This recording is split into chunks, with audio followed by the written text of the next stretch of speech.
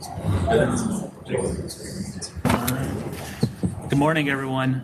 Today's date is July 13th, 2022. This is a regular meeting of the members of the State Liquor Authority being conducted in New York City with video conferencing to our offices in Albany and Buffalo. Present today are Chairman Bradley, Commissioner Fan, and Commissioner Ford. Staff in attendance, General Counsel Meyerhoff, Deputy Commissioner of Licensing Donahue, and myself, Secretary Roper. This meeting is also being live streamed on the Authority's YouTube channel. The next meeting dates are July 27th and August 17th. While in the meeting room in New York City, please silence, or actually in the meeting room everywhere, this applies. Please silence your mobile phones and take phone calls or conversations outside. No food or drinks. And for those in New York City, the public restrooms are located on the second floor. Items will be called in order they are signed in, unless other things come up. And first in Buffalo, then Albany, and then in New York City. When your item is called, please approach the podium and identify yourself. Representatives should also identify their clients when they approach. Chairman, do you have any announcements? No, I don't. I believe Tom Yes. Donahue has announcements. I'm going to repeat one I made at the last meeting. We're still having problems with lawyers and non-lawyer representatives submitting outdated forms. Particularly the problem is with when you're requesting a temporary retail permit. Right? Most of our forms should be on the website. There were some changes made with the changes in the law regarding temporary retail permits and the community board notice. We're going to start rejecting them if you keep using the old forms. I have seen forms for methods of operation and establishment questionnaire that we haven't used in 15 years, and they're still being used. You may have copies of them in your office. You need to update the forms if you're going to use your own stock of forms. Right? Second is the licensing info email address, and I'm directing this to the attorneys. That's not your legal research tool. All right? The licensing info is to respond to general questions about licensing. You know, we get requests for status of applications from potential applicants asking about what license is available. Some of you have already gotten my responses, some of your lawyers, when you ask for, some legal question that, to be honest, you should be looking up yourself or already know the answer to. You're taking away time from my staff who need to be working on applications to do your legal research. Right? If you can't figure it out yourself, you can contact, if it's a complicated legal question, you can contact counsel's office, right? But most of these inquiries are fairly simple and they're just taking time away from my staff. Last, as many of you know, as I already mentioned, the changes to the temporary retail permits, we've had an increase in the number of 500-foot hearings we're doing. And we also have limited staff to do those hearings. So we have applicants who are waiting for the result of the 500-foot hearing to find out if they're going to get their temporary retail permit. What we're going to start doing, and there's a delay, the 15 days passes, the matter gets assigned to an ALJ, the ALJ has to review the record, and then there's a decision which then gets reviewed. To get answers to those of you waiting for your temporary permits, what we're going to start doing is the ALJ will review the record, and then we'll contact both myself and Secretary Roper with their decision in an email, just yay or nay. All right. Once I get that decision, if it's a 500-foot matter, I can advise staff that the temporary permit can be issued, and then the ALJ will issue the formal written decision. All right. But this is only after they've reviewed the record, they've made their decision, subject to actually just putting it in writing. So that would hopefully speed up the process somewhat. That's all I have. All right. So first item is actually a request for emergency summary suspension from counsel's office. Item number is 1127C. Serial number 1282740, GLEN Cove Mansion Hospitality, LLC. Thank you. Good morning. Michael Amarato, Associate General Counsel for the New York State Liquor Authority. Members of the board, the Office of Counsel submits the subject licensee, Glen Cove Mansion Hospitality, doing business as Glen Cove Mansion, located at 200 DeSoris Lane in Glen Cove in Nassau County. To the members of the authority, consider an emergency order suspension of their HL liquor license pursuant to section 4013 of the State Administrative Act. This license was issued on January 6, 2015 to operate as a hotel with live and recorded music and karaoke. No DJs, but dancing is permitted. The method of operation filed with the authority states that there would be no other business of any kind conducted at the premises and no security guards. The sole licensee, Wei Wang, indicated that he was hiring a manager. That was William Joseph Doherty, whose personal questionnaire is on file with the authority. The licensee also indicated that they had a valid CFO and all appropriate permits. Now, according to the Glen Cove Police Department, on Sunday, July 10th, 2022, a promoter for the licensee hosted a pool party at the mansion with approximately 150 to 200 patrons. Shortly after 5 p.m., a fight erupted inside the premises involving 10 to 12 patrons. A security guard was shot once in the back along with 2 other patrons. And according to the security guard who was shot, there were 16 security guards employed that night, but there was no roster or security guard contract available for the police officers. According to the police investigations, the security staff permitted VIP patrons to enter the premises through the hotel's main entrance lobby without being searched for weapons, while all the other patrons entered the event through the pool entrance gate where they were searched for weapons. Additionally, the licensee was not at the premises and he relinquished all control over the establishment to this promoter. In fact, the hotel manager, Mahi Buko, told the police that the Glen Cove Mansion merely provided the venue and that all services and all security were the responsibility of the promoter who organized the event. Additionally, the licensee did not have Glen Cove permits to conduct this outdoor event and to have amplified outdoor music, despite the fact that the licensee and or his attorney were told he needed to obtain both permits before the promoter hosted the event. But they insisted that they were going forward with this event with or without these permits. It should also be noted that the Glen Cove Police Department received that 911 call from the hotel manager, Mr. Buko, and he reported that a security guard sustained a gunshot wound following a disturbance. All available units were immediately dispatched to the scene. Emergency medical personnel were notified and instructed to station nearby and requested additional resources from the Nassau County Police Department. This included a request from the department's K-9 unit, the Bureau of Special Operations, the Aviation Bureau, Electronics Bureau, and additional manpower to assist in controlling this area. The police arrived at a very chaotic and a dangerous scene. People were pushing and running to get out. Employees were attempting to mop up the blood from the crime scene, while the police were trying to locate the shooter. Additionally, the patrons or these employees and promoters were throwing boxes of alcohol into their cars and running off with bottles of liquor.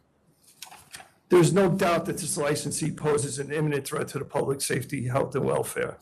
By relinquishing control over the establishment to an unknown promoter with approximately 200 patrons in attendance. The manager of the hotel, Mr. Buku, again confirmed that when he told the police that the Glen Cove Mansion merely provided the venue and that all services and security were the responsibility of the promoter who organized the event.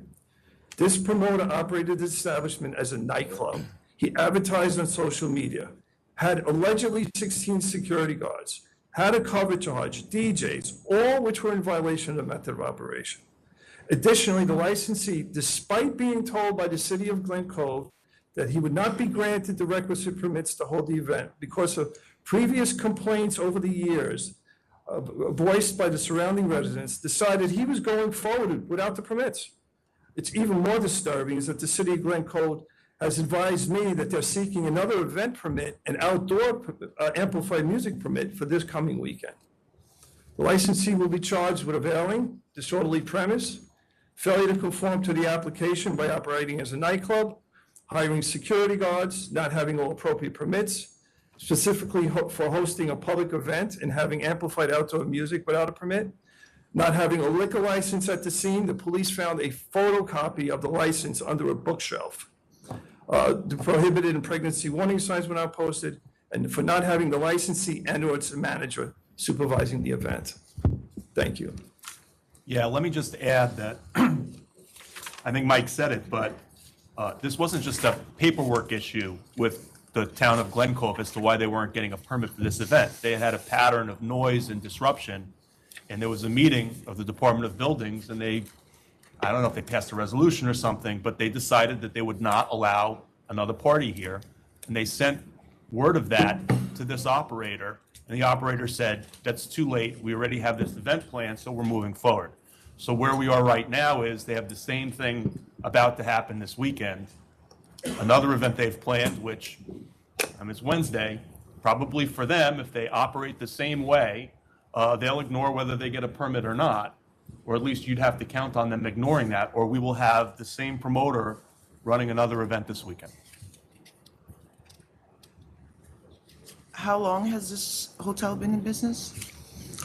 Since 2015. And it's the same licensee since 2015?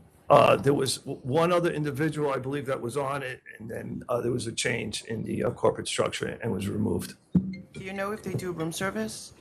If they do room service, I do not. Okay. Any other history before this tribunal? There's no other history with the SLA, but apparently there were voluminous complaints filed with the police department. Police department, along with the mayor of Glen Cove, tried to work with this licensee, and have had several meetings with them to try to get this place under control.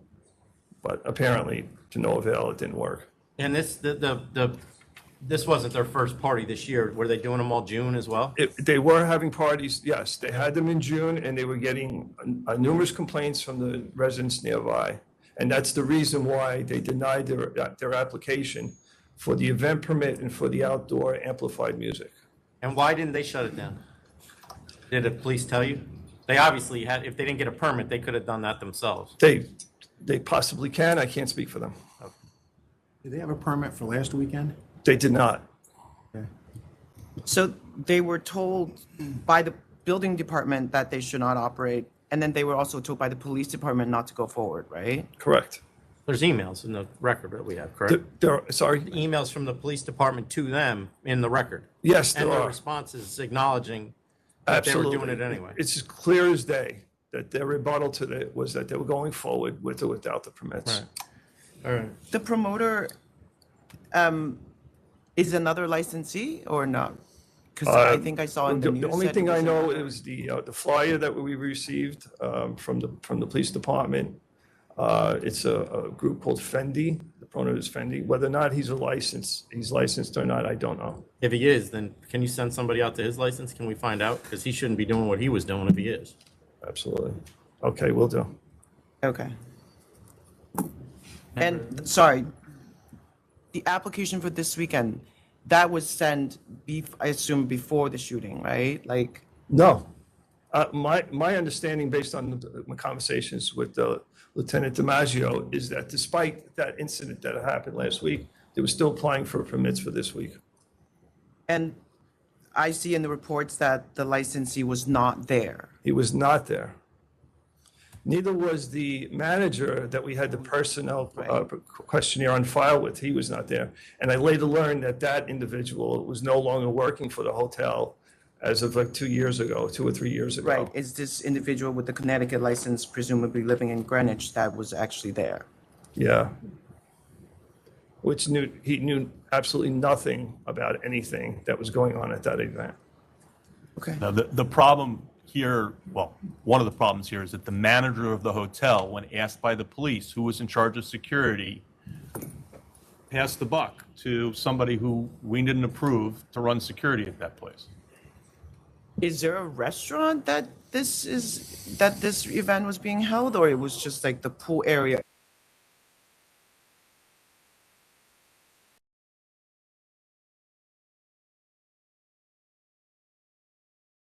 What I was told started in the area of the lobby where the bathrooms are. And that's where the shooting occurred as well. So I would.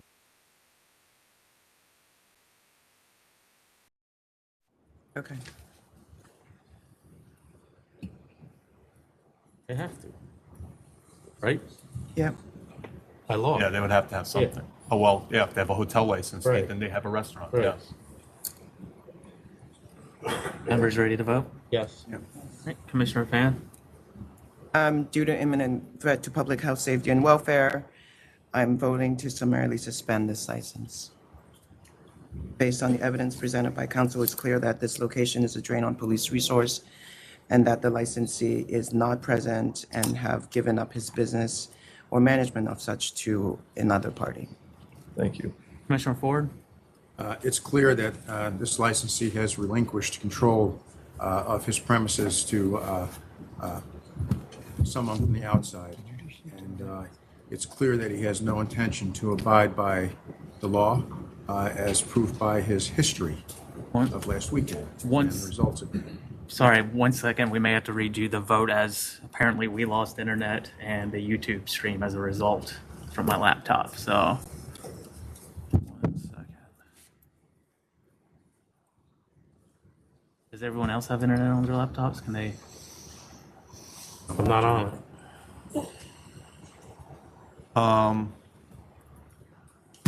No. I have a yield sign on my email. In the bottom right-hand corner, do you have, is there a little globe or is there a little box? Nicole and Paula, can you hear us? Little globe that says no internet The access. little globe is just, Buffalo can Yes. hear you fine. We can hear you in Albany.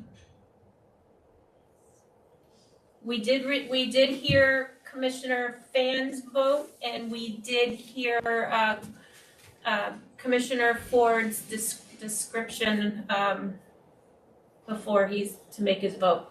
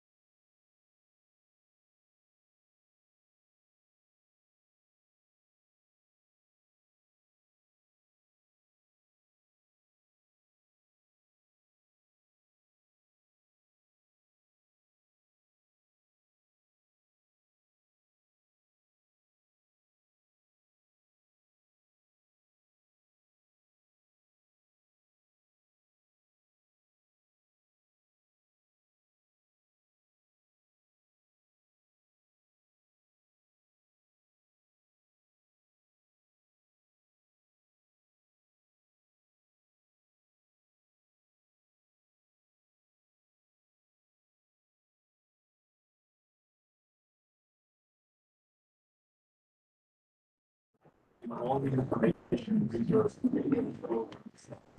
right, I have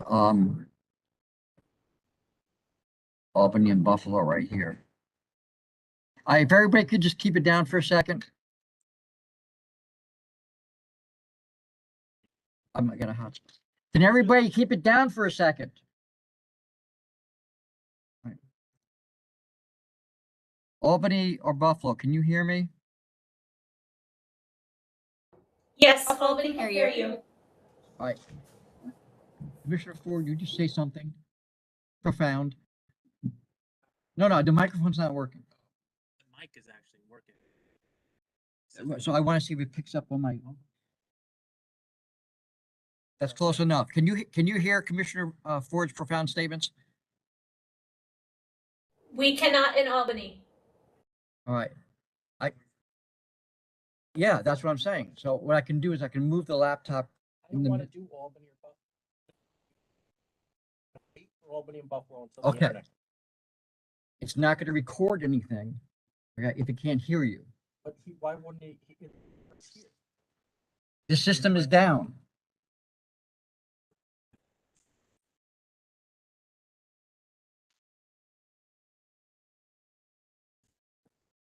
Well, no, we might be able to do it if I put laptop in the middle. You could then see people for what's worth, but it will at least pick up the three of you talking.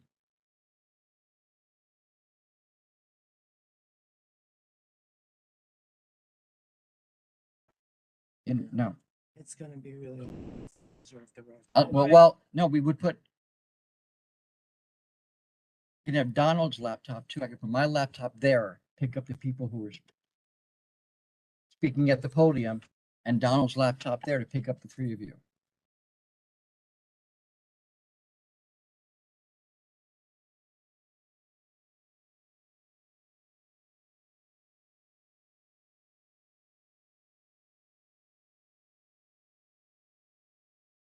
They say anything to you, Donald? Just so apparently Jonathan went down to OGS, and it's just an SLA thing. It's not even the whole building, apparently. I sent an email to Mike Drake, and he's looking into it.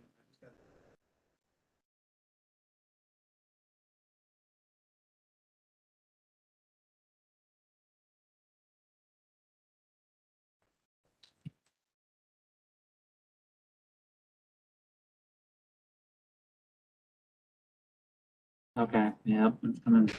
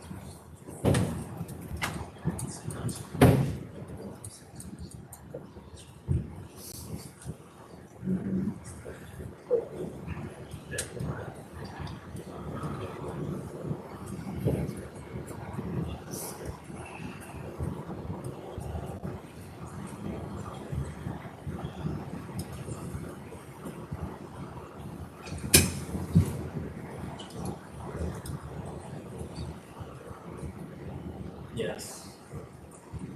Yep. So now it's pretty fun, I think. All right, so why don't you, Donald?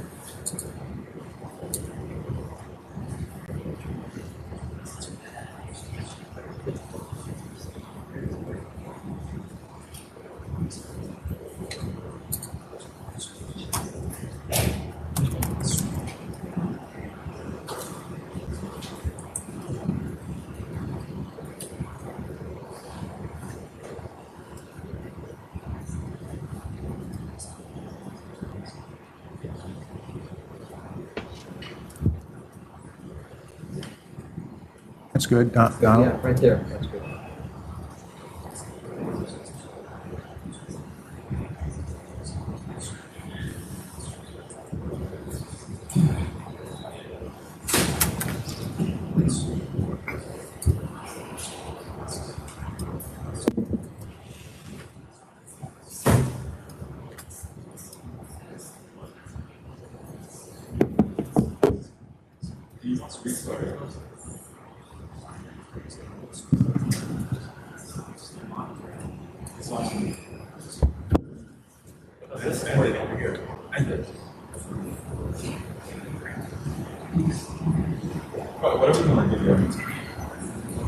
Everyone see that one or no? Yeah, yes.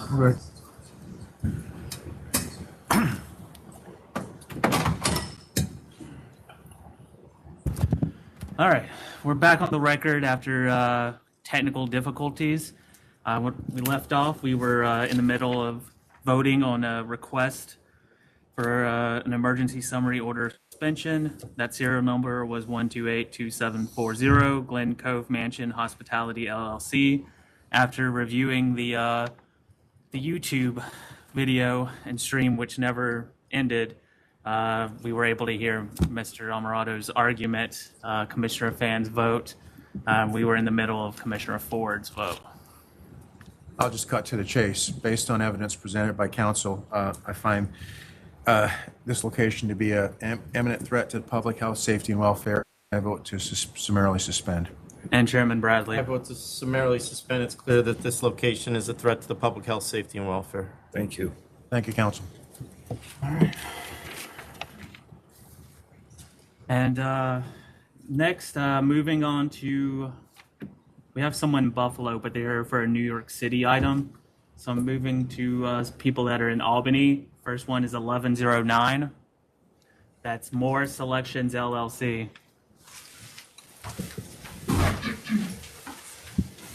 Do you understand your opposition? Sure.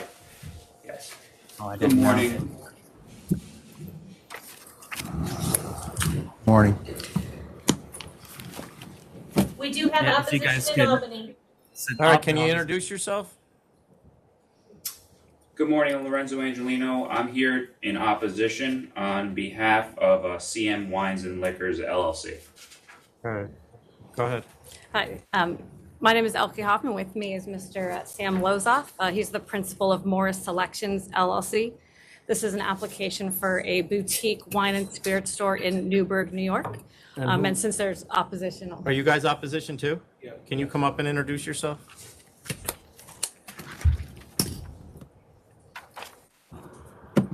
I'm John Falcon. I'm one of the owners of Liberty Street Liquors in Newburgh, New York. Liberty Street. Okay, go ahead in Albany. How come I don't have your numbers? Liberty Street Liquors. We're on a temporary permit right now. You're at, wait, what's your street address? 22 Liberty Street. 22 Liberty Street. You're on the temp? Oh, because you bought the store? Yeah, and we've only been open for like not even 3 weeks. So the letter would have been sent to Mr. Clark. And you're Mr. Clark?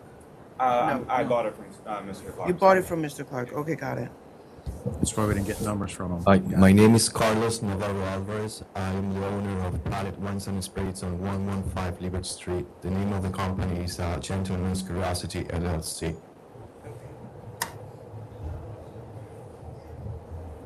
All right, Albany, go ahead. Again, hi, good morning. I'm just basically wanted to make 2 points on this. It's clear from the proximity report, I really don't have to go into detail, but there's a significant numbers of liquor stores within 5,000 feet of the store. The second point is the new applicant was looking to open something they claim will be different, a craft liquor store or whatnot. My client, he has I guess what you call a mainstream liquor store. They basically have, a less expensive, but the standards, and has had to broaden their selections just because of the economy right now. So we just wanted to, for the record, state that even though a new liquor store coming in could say that they're limiting their product line to a specific or higher end product, there really isn't anything restricting them to, once they get the license, to go into the same product lines that my client carries. So that's really the only points we wanted to emphasize in addition to the letter that we had sent. Thank you. Hi. So we just opened 3 weeks ago, and we are looking to broaden our selection, and have been bringing in new wines and spirits that are a lot of local things, and just products that weren't previously carried by Sam Clark and the old owners. So we feel the community's needs are met, and then we really haven't had a chance to even operate, and now someone's trying to open across the street from us. Did you renovate the store? We haven't really renovated the store yet. We've changed a lot of signage, and we hope to, after we get our full, our complete permit, to then renovate. How big is your store? It's around 500 square feet, but there's room to expand into a back storage area that the landlord had given us permission to rent if we chose to down the road. And what kind of store are you gonna run? We're trying to really focus on getting a lot of local products. So we're in the Hudson Valley, and we've been speaking with different vineyards and distilleries in the area, but we're still hoping to serve the same people who've been coming for 20 plus years to our store. Thanks. Just make sure if you expand, do it properly. Okay. Apply and all of those. Yeah, we will. The liquor store that I have now, I purchased in 2020 September. I got a fully fledged license by that time. It's established. It was established shop. It was there for like 5 years before I bought it, and it's specialized. Was it stopped for 5 years? It was before I purchased it. It was already there for 5 years. Oh, I see. Okay. It was licensed in 2015. Yeah, my license was in 2020. I purchased the store from Lafayette Wines and Spirits. Okay. And the store is specialized in good value for money wines from the old world, really well curated, local wines. We try to cover all the needs for unique wines like orange wines, natural wines, and we are trying as well just to keep price really down, because the situation now is not really like encouraging. In the last year, the turnover is down now to 30%. I guess that during the COVID it was a good time for making business, but now it's not really like doing really well for me. All right, thank you. Thank you. You're welcome. Is your store, is your store bulletproof? Is it what? Bulletproof? It has plexiglass up, but we're hoping to take it down in the near future, yeah. But it's bulletproof right now. Yeah, I don't think it's bulletproof, but it's got like just a glass. Bought it as is, basically. But can the customers touch the products, or do you have to go get it for them? We get it for them, but we are hoping to at least leave a small selection it's outside of bulletproof. the glass and then take it down.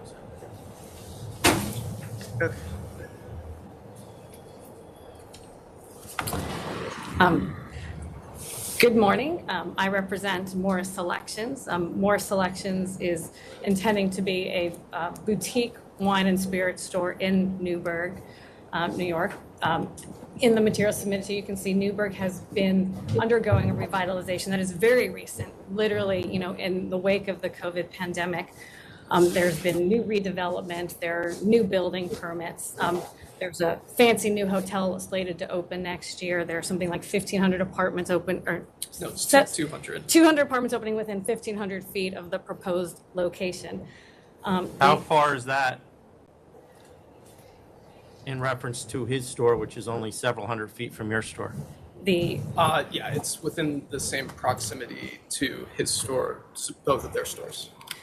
I think the significant difference is Mr. Lozoff's particular area of expertise. I think the record also shows he has been working at Artisan Wine and Spirits for 6 years, has been their lead buyer for 3. He has a dedicated, proven history of promoting the craft products, the natural, the New York State distilled spirits, the local spirits, and that's exactly what he wants to do in Newburgh. He can speak to this a little bit better, but he has seen the migration from Beacon to Newburgh. He sees the orders that are coming in from Newburgh to the store in Beacon just because those products are not available. As the gentleman from Palette Wines pointed out, they focus a lot on old world wines. It is an open store, but it is not the same type of store. It is not extensively natural, organic, sustainable, small producers. They don't have an extensive tasting event schedule, all of which Mr. Lozoff wants to introduce. So I will let him speak a little bit to his model as well. Thank you for the chance to let me talk about my store and my background, which is where I'd like to start. So I moved to the Hudson Valley about 8 years ago. I attended the Culinary Institute of America, where I graduated. I was hired there part-time as an assistant instructor in their Japanese cuisine program after my graduation. I've been working there part-time every semester they've offered that program. And then I was hired by the proprietors of Artisan Wine Shop in Beacon, New York, around the same time, and that was in 2016. I've learned a lot from my time at the Culinary Institute, from further study with the WSET courses. I have learned a lot from the proprietors of Artisan Wine Shop, and one of the biggest experiences and sort of the thesis behind this business was seeing as my time as a buyer, which was the past 3 years, I did that job since 2019.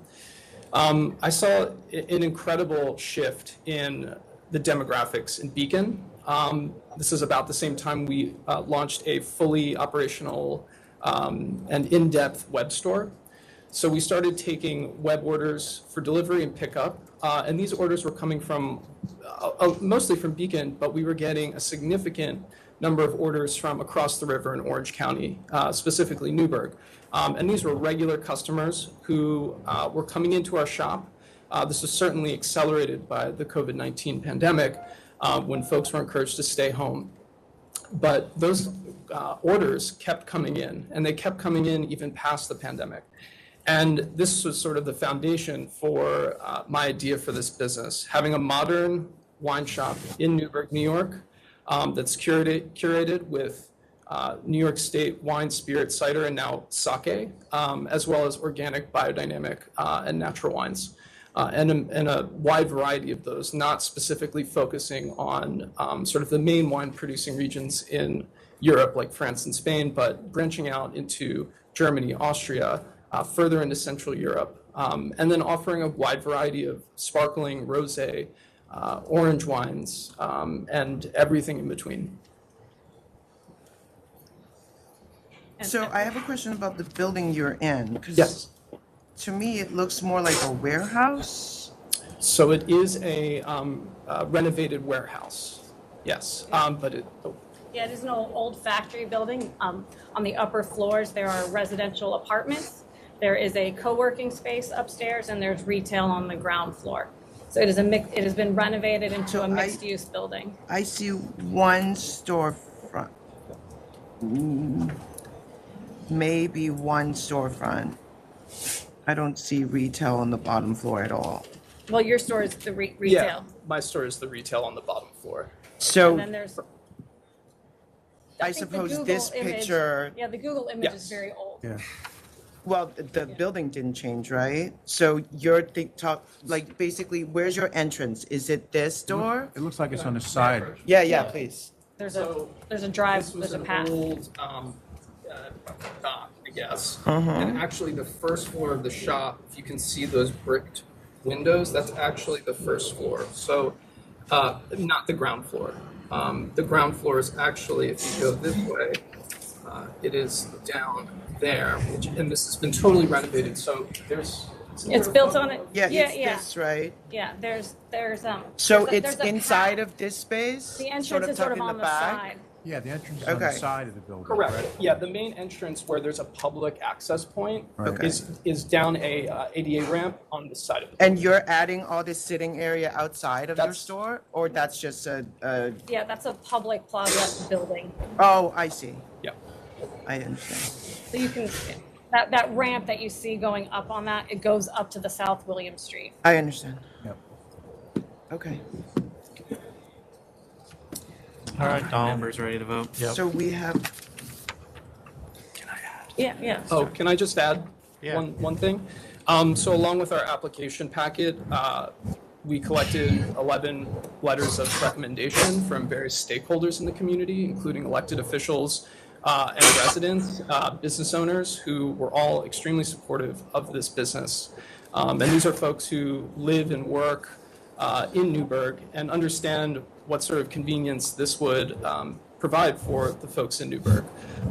What seems quite inconvenient is for a lot of these folks to have to go over to Dutchess County and cross the bridge and pay a toll to go to, say, Artisan Wine Shop where I used to work. And we have a letter from the owner of Artisan Wine Shop, Maying So, testifying to that she still sees a lot of business from Newburgh.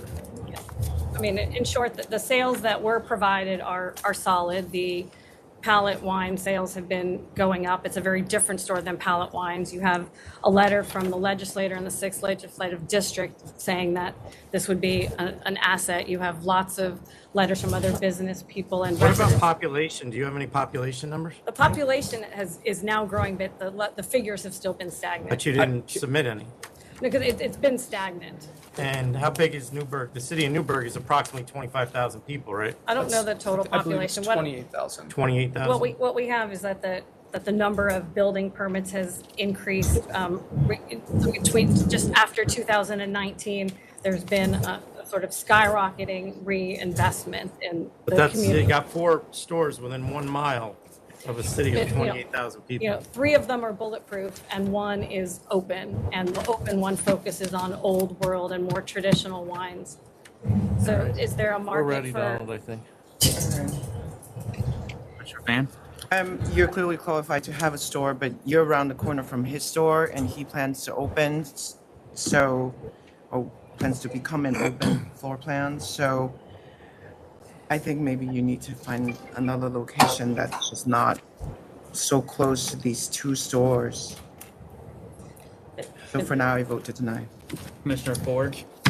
To follow with Commissioner Fan, I think you're a tremendous applicant. You've got experience, you've got passion, you've got knowledge, all of that, but I just don't see it here. The numbers don't seem to demonstrate a need.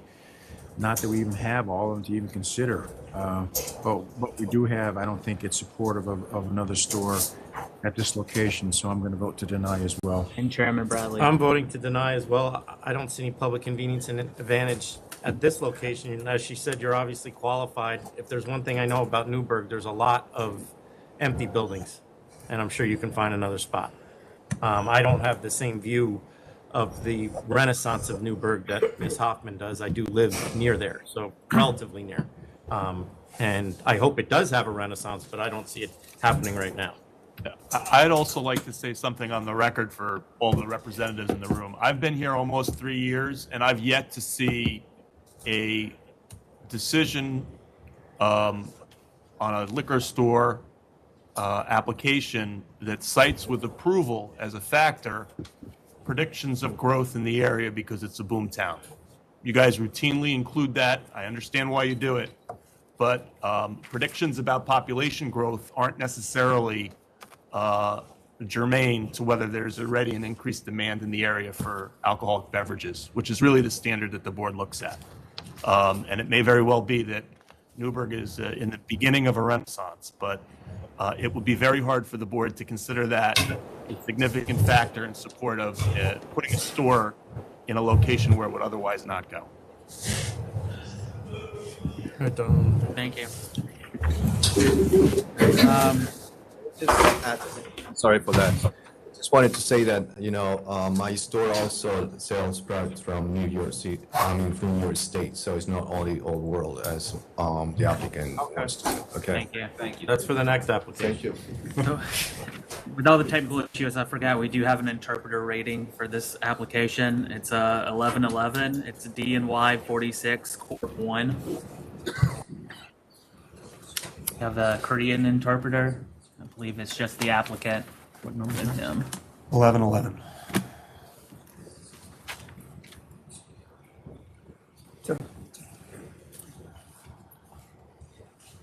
Who is the interpreter? Can you put your name on the record? 성함을 얘기해 주시죠. 용석성. He's the applicant? Yes. I'm the one. And you have to put your name on the record. Interpreter Scott Hahn. Okay. HAHN. Okay. What number is this, Tom? 1111. Okay, go ahead. So can you ask him if he works at the cafe that he's always worked at the cafe that he's applying for? 그 스토어에서 계속 일하셨냐고요? 저는 바이어인데요. I'm a buyer.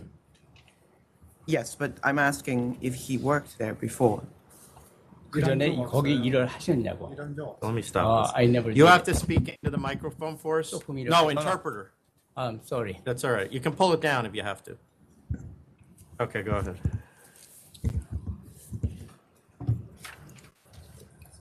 What was your question? If he worked at the cafe that he's applying for right now. Did he work at the cafe before he applied for the license here? Did he formerly work for the old licensee? 그전 옛날 그 라이선스 있을 때는 거기 일을 안 하셨고, 그 라이선스 이후에만 일을 신청하셨을 때만 신청하신 이후에만 일을 하셨냐고. 가게 사기 2달 전에 제가 매상 체크하느라고 거기 가게에 있었고, 그 다음에 저는 그 전에 2019에 저는 오너였어요. 웨체스터에서 I own the store. I never worked before applying for my liquor license. I only spent 2 months to check up the sales before signing the purchasing contract. The reason why we ask is because in the personal questionnaire, he disclosed that he worked at the location as a manager. 35만 원고요. 그 전에 일을 하셨는지 안 하셨는지 그 문제 때문에 지금 질문을 하는 일을 한 적 거라고요. 없어요. I never worked there, sir. 저는 35만 불 주고 가게를 샀어요. I pay $350,000 to purchase that store. It says here you paid $10 on your application. Am I reading that wrong? No, that's one of the issues that we have a question about. You paid, now you're saying you paid $300,000 for this store? $350,000. Who did his application for him? 누가 신청을 하셨냐고? 제가 했습니다. I did it. Why did he put down he paid $10? 왜 10불이라고 적으셨냐고? 계약서 그 가게 상의- 산 계약 금액을 지금 35만 불 주고 샀다 그랬는데 10불 주고 샀다고 썼냐고. Yeah. The contract was sale, not the application. Contract says $10. There's nothing put into the finance. I just followed the conventional way of purchasing those stores. Say that again. Wait, hold on. Say that again. I followed the conventional way of purchasing those kind of stores. Can he explain this? That's the purchase bill of sale that says he paid $10. 여기 10불 주고 샀다고 써 있는데 보시라고요. 네, 보통 이렇게 해요. Normally in that industry, people does this way. Okay, but So I just followed it. can you ask him, he filled out another form. 이거 말고 다른 폼을 적어가지고 신청하신 적 있냐고. That says how much the purchase price is. And he left that blank. purchase price가 제가 먼저 말씀드릴게요. 판매 구액이 얼마인지 다른 종이에 써가지고 신청한 게 있냐고. 우리 보통 그냥 서리파이 책으로 그냥 아니죠 캐시로 그냥 사고 그래요. 그리고 그 전에 전 주인이 빚이 진 게 있었어요. 그 빚을 제가 갚았다고. Quite often we purchased the store by paying the cash, and also before purchasing or signing the purchasing contract, I paid off previous owner's debt. 그리고 With cash. 그리고 캐시로 내냐고 살 때 캐시로 내냐고. 대부분 그렇게 하고. Mostly I pay cash. So. Like cash as in like in a suitcase kind of cash? No. $350,000 is a lot of cash. 수트케이스 가방에 넣어가지고. So you have some record of it, right? 불법적으로. Okay, so give me back that piece of paper. Who's your representative? Who is Ji Hee Hong? Who is Ji Hee Hong who submitted this application for you? 본인을 변호해 주시는 지희용이 있으시는 분이 있는데 그분은 누구냐고. 저는 모르죠. 우리는 지희홍, 홍지희를 뭘 알아요? You don't know the person who No, submitted I the don't. application for you? 애플리케이션을 지희홍이라는 사람이 신청을 해줬는데 그 사람이 누군지 아시냐고. 저는 몰라요. I do not know that person. CK License Corp, you didn't hire them? 아니요. You hired them? How much did you pay them? 얼마나 그분들한테 돈을 줬어요? 4,000불 정도. About $4,000. So where are they? 그분들은 어디 있는 사람들이에요? 플러싱. I think they are in Flushing. No, why aren't they here today? 오늘 그분들이 왜 여기 안 왔냐고. 저는 모르겠는데. Did he not know? I don't know why. Because on the application, they put down the $10, which you've seen. They also put down that he was the manager of this place under the former owner. 10불이라고 구매금이 10불이라고 본인이 먼저 그 가게의 매니저라고 적혀 있다고요. 아니에요. 저는 가게를 살려고 매상 체크한 거고 그다음 답변을 하셔. I never worked as a manager there. Okay. I just spent about 2 months to check up the sales. So was he working there when the prior owner's temporary retail permit, was he working there when that permit was canceled? 템포러리 퍼밋을 먼저 주인이 신청해가지고 캔슬됐는데 그 당시에 거기 일을 하셨냐고. 아니요, 없었어요. No, I wasn't there. I did not work there. So what month did he work there? Was he, because the license was denied in December of 2019. 자, 여기 있어요. 여기. 캔슬레이션 리스 한 거 여기 있어요. What month did you work there? Because That's why I 몇 월- I got the money back from his. You have to talk, sir, and you got the 이렇게 money please, back? hold on. Please advise him that now that he Okay. said that he needs an Right. interpreter, I'm he sorry. can't communicate Yes. with us without Yeah, one. yes, sir. Trying to say. Okay. Because you made the agreement of sale for $10 essentially right after it was December 27. Here's a cancel lease from February of 2020. Hold on a second. I think the answer to the question you asked is very important. Yeah, go back. 게 아니에요. 신청 주겠다라고 주고 이런 식으로 해야지. All right, so why Okay. don't you do this? Why don't Hold you? Oh yeah, go Can we ahead. get this answer on the record? What month did he begin working in the location? 그 가게에 언제부터 몇 월 달부터 일을 하셨냐고. 2021년 6월 달부터 뉴 리스. June 2021. Okay. So we have a disciplinary report that shows that he was working at the location in December of 2019 and was on the premises and admitted that this is Mr. Song, yes? Yes. That wine was sold at the premises that he purchased at a liquor store near his home in Westchester County and paid cash. This is a disciplinary case from 2019. 2019년도에 구매를 하셨고 2019년도에 Donald, we're ready to vote. 거기 Can you take that back to him, please? All right, so members are ready to vote. Commissioner Fan? 이거는 거기 이렇게 자꾸 주는 게 아니라고요. 뭐를 주면 준다고 I'm gonna vote to deny. 줘도 되냐고 허락하고 이렇게 줘야 돼요. Commissioner Ford? 그래서 There's just nothing here to go on to vote for this. I don't know, you can tell him, I'm stunned his representative isn't here if they filled out this, because it's really poorly done. So I'm going to have to vote to deny as well. And I'm going to vote to deny as well. Not only is it poorly done, there's misrepresentations in here. There's lies in here. And you can't come in here and lie to us. That's going to be the end of getting a license if you come in and lie. Okay, Okay, sir. please tell him that, and then I have something else to say.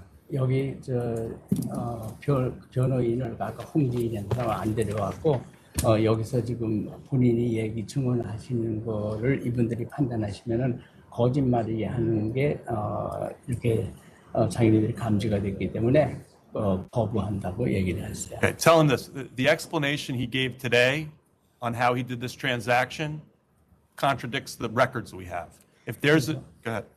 본인이 오늘 여기서 증언하신 내용이 계약서를 이분들이 받아서 본 그 내용하고 다르다고요. If there is an honest explanation for that, it needs to be presented by a competent lawyer with sworn statements attached to it.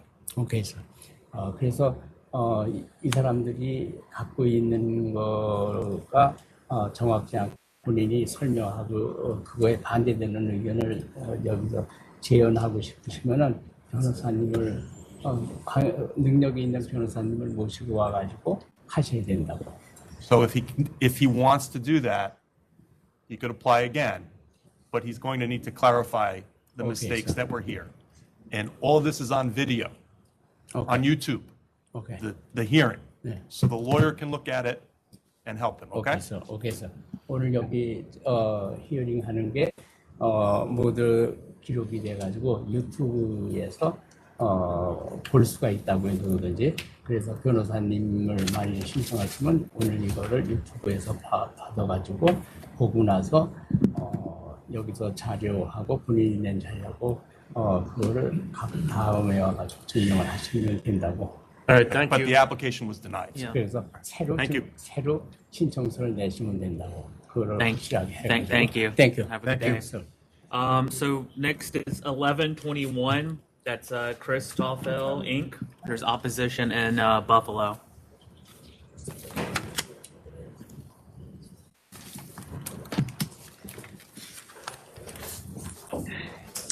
There are no Good morning, cases. John Springer.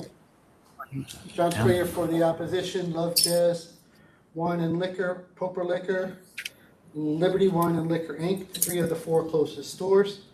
I believe some of the principals. I'm sorry, Mr. Springer, can you just repeat who your clients are again? Liberty Wine and Liquor Incorporated, Love Jazz Wine and Liquor LLC, Poper Liquors, Inc.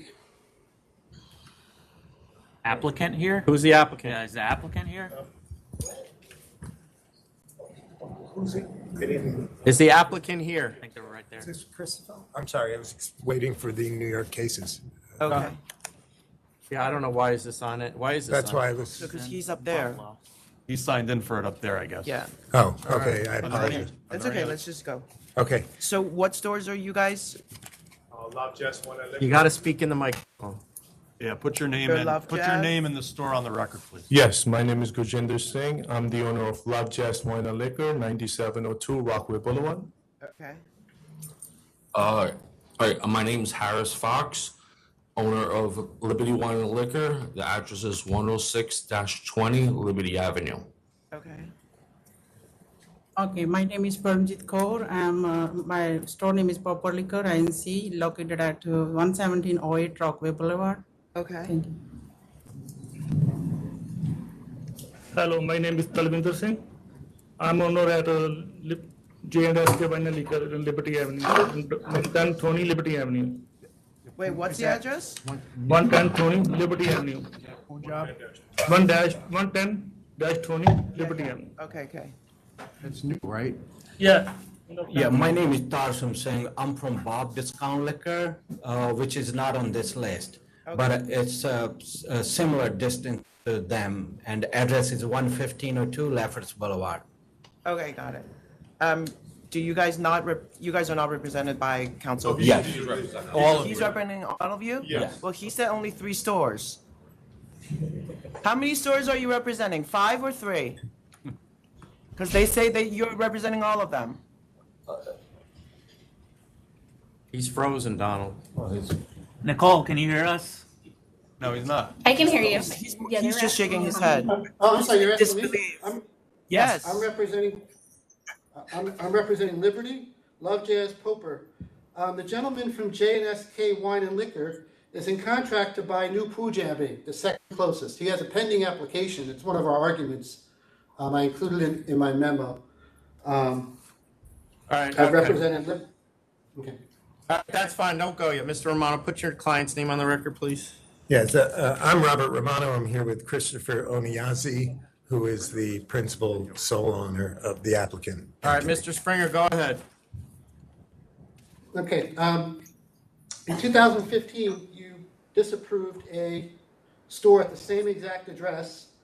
And in 2017, you denied reconsideration. In my memo, I included the lamp report from my 2015-16 submission. The 4 closest stores haven't changed. What's changed is New Punjab has a buyer, and if another store was to be shoehorned into this neighborhood, that could jeopardize that deal. Liberty Wine and Liquor, Mr. Fox just took over that store for his father when he died. He was approved with a corporate change. Nothing's changed. Mr. Romano's going to tell you what he believes changed. And I don't see what has changed.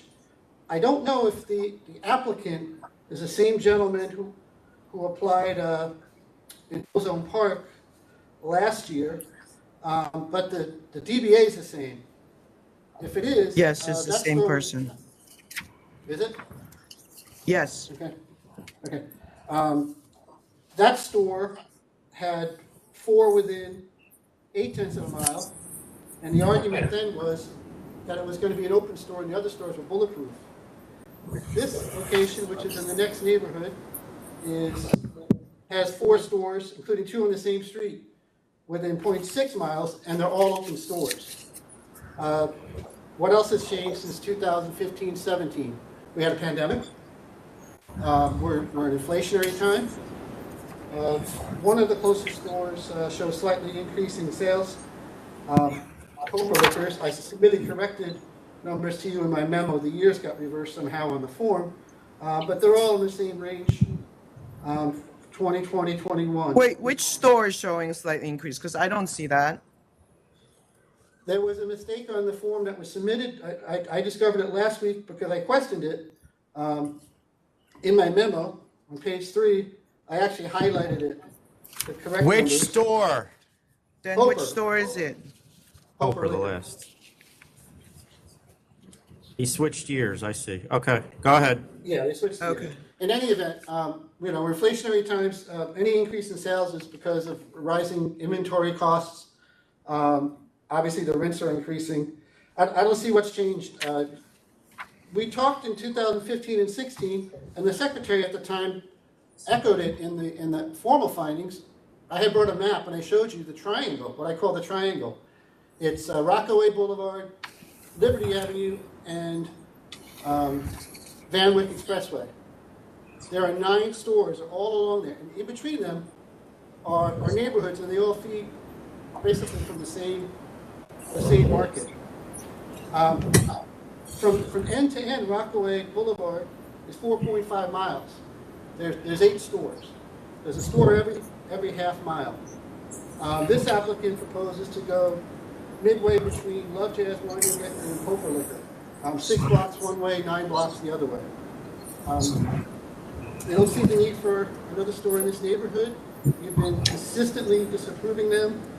There was one on the east end, a bulletproof store, that was approved a few years ago over our objections. That store failed. And that's all I have to say. All right, thank you. Who's not represented by him? You're all you're not? Come up to the mic, what? Oh, yeah. Come to the microphone. Go ahead. Okay, yeah, there's within half a mile, there's 4 stores. There's a Papa Liquor, there's Bob Discount Liquor, there's Fifth Avenue Liquor, and there's a South Ozone Park. We within half a mile range. And Papa Liquor for me is like 100 feet, maybe 150 feet. So it's too congested over there. I see there's like less delis and more liquor store in the area, and the population didn't increase. Okay. And my store offered 2 parking spots, and they don't have no parking spot. And you're an open store? Yeah, I'm open store, yes. And your number's going up or down? I'm sorry? The number was up during the pandemic, but now it's getting stable. All right, thank you. Thank you. So, Popper, can I just ask you? Yes. So, since there's a clarification on the numbers, your 22 May number is accurate here? Because it's just showing a very small number comparing to what you were doing before. Can you step up to Yeah, no, I'm asking you for the 22 number because the letter doesn't The have. gross sale is good, maybe number is little up and down, everything is, gross sale is good. Okay. Can you? You guys know each other? You guys know each other? No, we right next to each other. Yeah, but I'm asking her about her cell number. How are you gonna answer Oh, her cell- question? oh, sorry. It will concern me if you can answer her cell number. What number? Cell number? How are your sales for 2022? You don't speak. Can I translate? Yeah, that? yeah. Okay. Okay, You can. serial number. Serial number to the. Okay, so what was the question? Her sale? In 2022. Okay. As of May, Mhm. what were her cell numbers? In May, just 1 month, right? Just from the Oh, beginning. from May, from the okay. beginning of the year. 2022 ਦੀ ਕਿੰਨੀ ਤੁਹਾਡੀ sale ਹੋਏਗੀ 5 ਮਹੀਨਿਆਂ ਦੀ ਜਨਵਰੀ ਤੋਂ ਲੈ ਕੇ ਤੇ ਮਈ ਤੱਕ 2 ਲੱਖ ਹੈ ਭਾਈ ਕਿੰਨੀ ਹੈਗੀ ਸਾਡੀ? ਤੁਸੀਂ ਨਾ ਕਿੰਨੀ ਹੋਣੀ? what's on the on 121. It says 1 lakh 21,000 ਠੀਕ ਹੈ ਹਨਾ Yes. okay she said is yeah accurate 121,000 Okay, so it's gone, I mean, because you did 115 in 2021, so yeah 11 lakh 1.1 million ਕਹਿੰਦੇ ਕੀਤੀ no, ਹਨਾ the numbers are all reversed. So that's what he was saying. Oh, okay. Is that the 21 number is actually 115, but the 22 number is, as of May, is showing 121. Because of the corona, they little bit up, now is stable. She said during pandemic 2020 and 2021 the number went up because people were getting obviously stimulus check, unemployment, and now it's obviously stable. slowing down. Yes. Oh, wow, okay. Thank Well, you. that's a huge drop. Mr. Romano? Thank you, Chairman. Thank you, Commissioners, everyone else. I am here again with Christopher Oniazi, who, if you've read my submission, I think is unparalleled in his qualifications and his ability to hold a license. He comes before you today after less than a year ago, or approximately a year ago, coming before this board and being rejected with a store that apparently the board had issues with the proximity to the closest stores. In this case, the closest store I have is at 0.4 miles, which is an 8-minute walk in each direction. That would be the result if he were to be approved today. He's looking to open a small store of just 400 feet of retail, I believe 485 feet total. And yes, this space had been rejected 6 years ago, but 6 years ago there was not Home Depot a block and a half away. 6 years ago you didn't have, if I could, please. Home Depot is there. All right, let him, he didn't interrupt you guys, please. Why don't you all sit down? If you have some, if we need you to talk again, we'll call you up. Come back and respond. There's a new shopping a block and a half, 2 blocks away, which he will expand on. One of the things that I will point out that's also different between 6 years ago, it was, Mr. Springer, it was 2016 was when this occurred, I believe, not even more recent, that store got denied. And I bring that up because it is a different situation here. He is looking to have products from India. Now, for whatever reason, and he has done the research, he went to the stores, called the stores, he could not find Indian wines or liquors available. He is going to dedicate a portion of his product line to Indian spirits and wines, approximately 10 to 15%. Doesn't sound like a lot, but it is a lot when you compare to what's currently available. Again, the distance here, I believe, won't be any closer than their existing stores now are proximity to other stores. The small size, the increase, the broadening of the product line, and my client's character and fitness, I believe all add up for an approval. None of you carry mahua or? Hold on, we'll let him finish, please, and then we'll let you hear. And I would like my client to explain exactly what he did to confirm that, because I did expect there to be something said about that. I mentioned to him that he ought to be 100% sure. Good morning, sirs. My name is CHRISTOFEL Onyeze. Like he said, you must have read my record.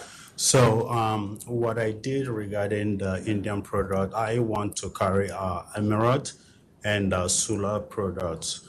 And I personally went to 3 of the stores on 92 Street, on Rockaway, and also on 117, and I asked for this particular product and they don't have none.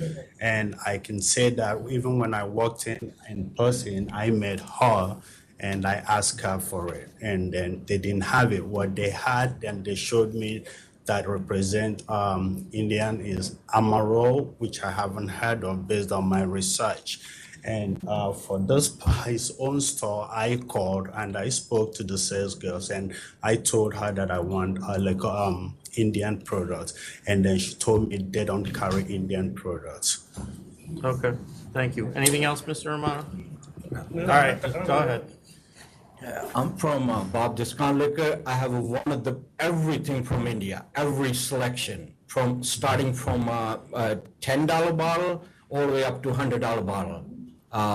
If you want to send someone, they can check it. I'm one of the, I have every selection from India.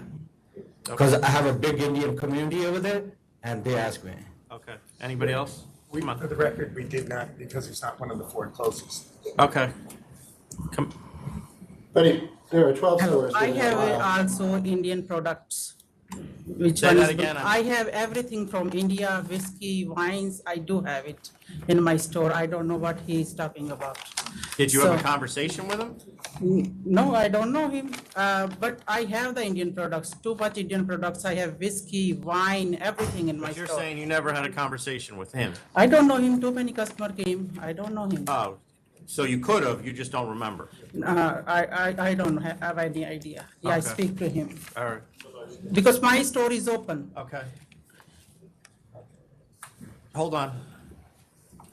Hi, right, my store does carry Indian products. It's possible the person I hired was new and wasn't aware of it.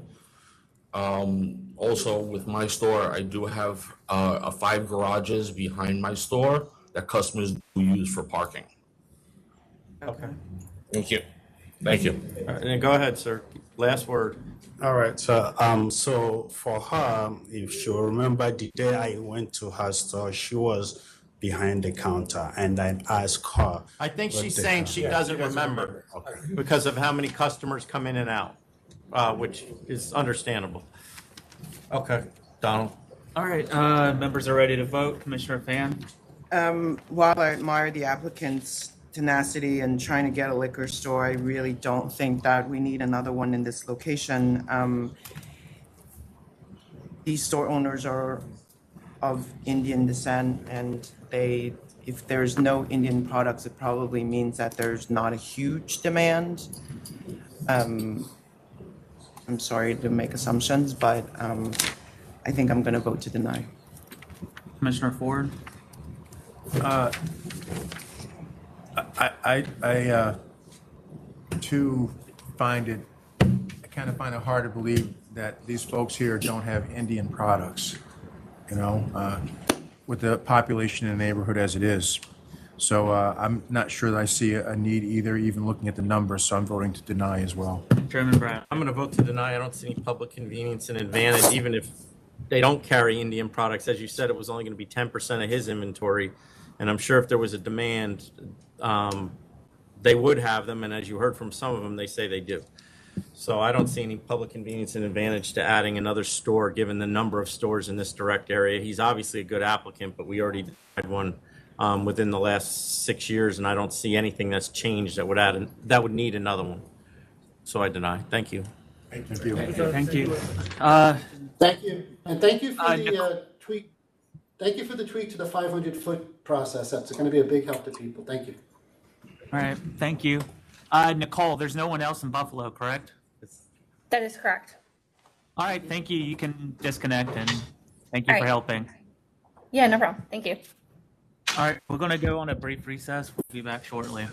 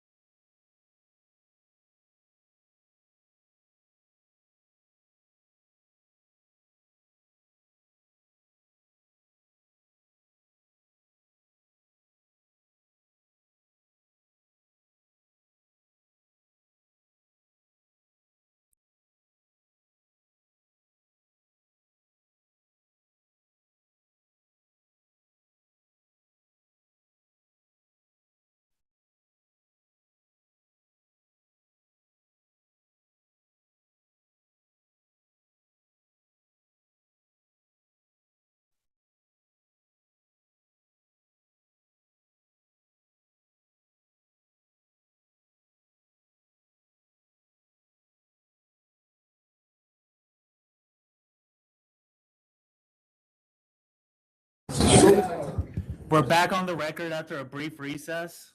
I'd like to remind everyone that if they need to have a conversation, please take it outside of the meeting room. I can hear you anyway. Next is 1083. That's Saratoga Hospitality LLC.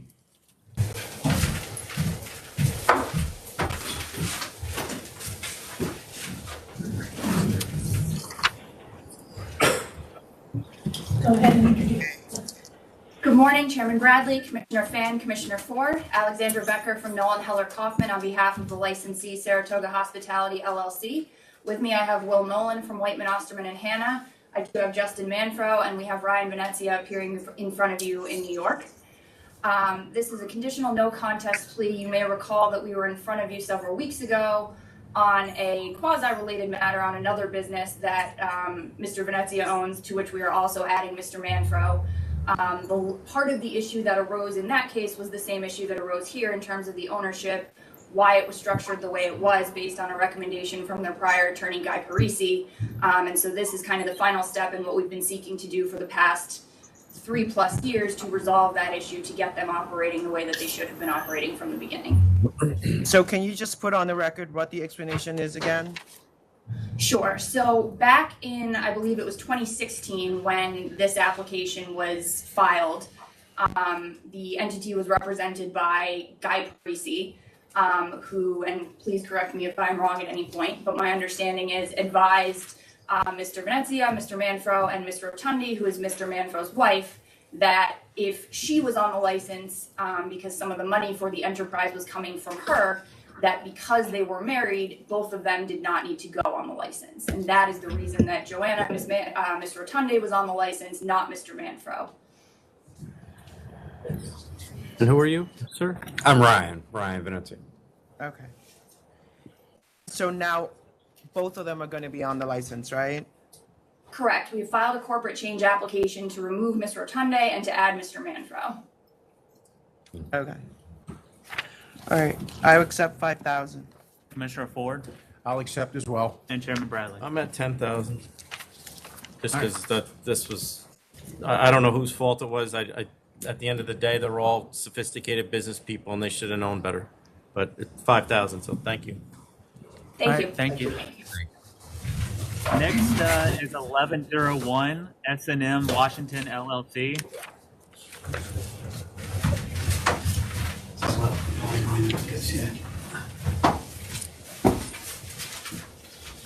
Which one again, Don? I'm sorry. 1101.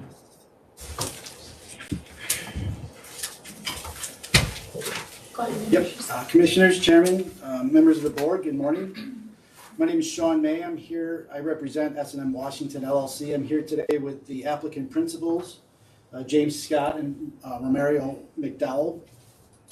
This is an application for a non-premises liquor license tavern at 497 Washington Ave, a location that has been a problem in the past, we understand.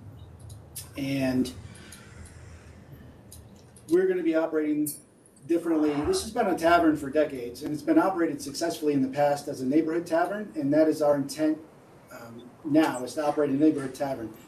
James and Romario, they live in the neighborhood. They live right there. They're going to be at the tavern at all hours of operation. They both have got their 8-tap certificates from the Empire State Restaurant and Tavern Association.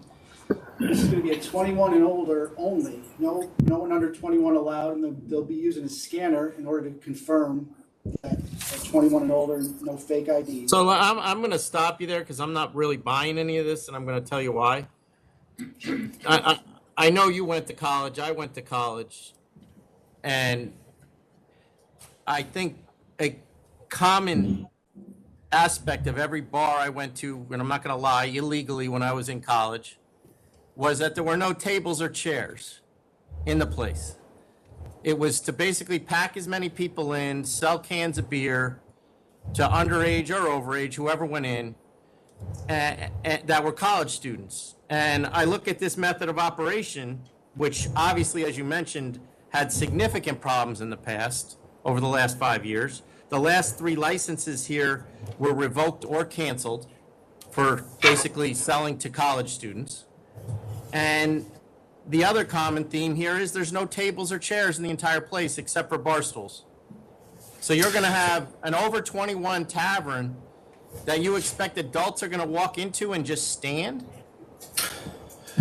Well, if you look at the diagram, the entranceway is narrow. The bar runs the whole length of the bar. It opens up in the back a little bit, but the entranceway is narrow. So there are seats at the bar. On the left-hand side, once you come in, there are shelving areas for people to eat, or we could put stools over there as well. And there's a plan to put tables and chairs. That's the point. You could on do the a deck. lot of things. They could have done a lot of things. They didn't do it. Well, we're telling you. I mean, here this to me, they have no experience, and this was a college gin mill, for lack of a better word, on several occasions. It's 2 blocks away from the University of Albany, and based on the way they appear to be setting it up, they're setting it up for the same thing. They have no security plan whatsoever that's at least been given to us on how they're going to combat underage sales. And as I said, there's not a table or chair in the place except for the bar stools. Yeah, there's not a lot of room in the front of the bar for tables and chairs. There are going to be seating on the deck, and we can amend the diagram to show that, the tables and chairs on the deck. The back does open up a little bit. There is room for, tables and chairs back there, but, the security plan is going to be, the applicants, the principals are going to be there all hours of operation. Again, they've taken the ATAP courses. They're going to have a scanner, and they're looking to run a neighborhood bar. They live in the neighborhood. They're not going to be marketing to the University of Albany. I'm not saying that we can, prevent some of those kids or people from coming down, but this is going to be a neighborhood bar. There's going to be no promoters, no live music. I know we put DJ on the application, but the DJ is James. He's got a large record collection. He wants to play music at the bar. So that's why we put DJ, but it's not going to be an outside entertainer or anything like that. It's just going to be James and his record collection, basically. Not a DJ with lights and tables and stuff like that. Because they live right in the neighborhood. James is a successful business operator. He had a retail operation in the past, which he liquidated, and has the funds for the bar. This is going to be his sole project. Romario works at CEVICHE. He's got a 9 to 5, basically. He's going to be there after work and on the weekends. Our hours, it's going to be Tuesday through Saturday. We're going to open at 3, last call at 1, closed by 2, everybody out of there. We're not looking to pack it. I understand what you're saying, the setup and everything, but that's not what we're looking to do, Chairman. Say the hours again? So it's 3 p.m. to 2 a.m. Last call, 1 a.m.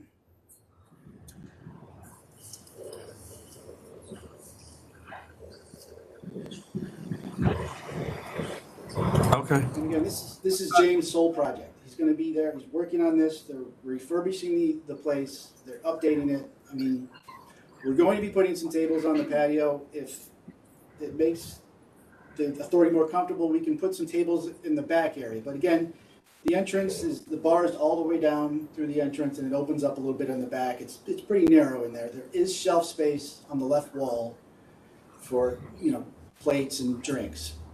But there's really not room for tables along the entrance. Most importantly, we live in the neighborhood. We're looking to return it to a neighborhood type bar. It's been successfully run as a neighborhood bar. Mr. May, Mr. Yes, May, sir. I have a question.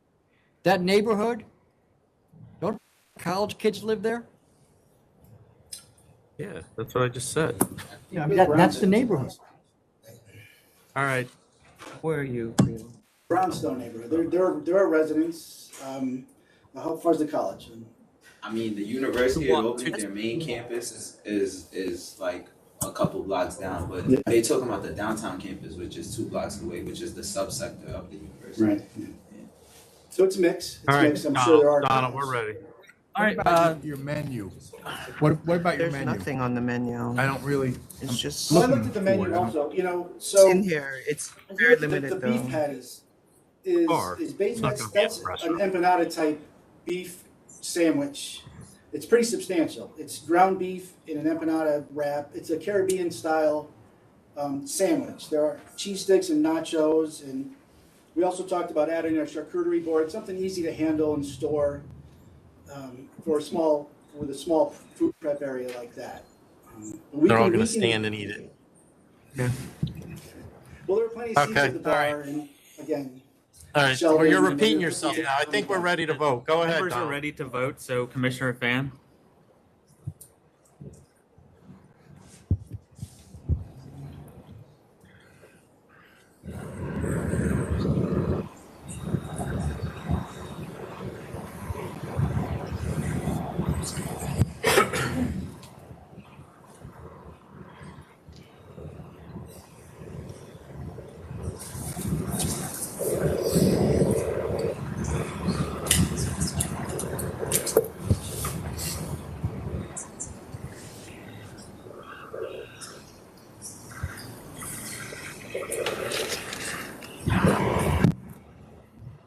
If we gave you more time, would you be willing to just go back and perhaps develop a security plan and think a little bit more about using an experienced manager since you guys don't have any experience?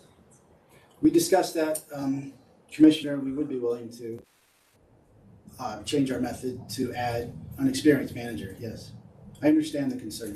Also have security guards perhaps on the weekends, or at least a thought-through plan of how you would manage that, because I think a scanner, it's a joke and that's not going to do anything.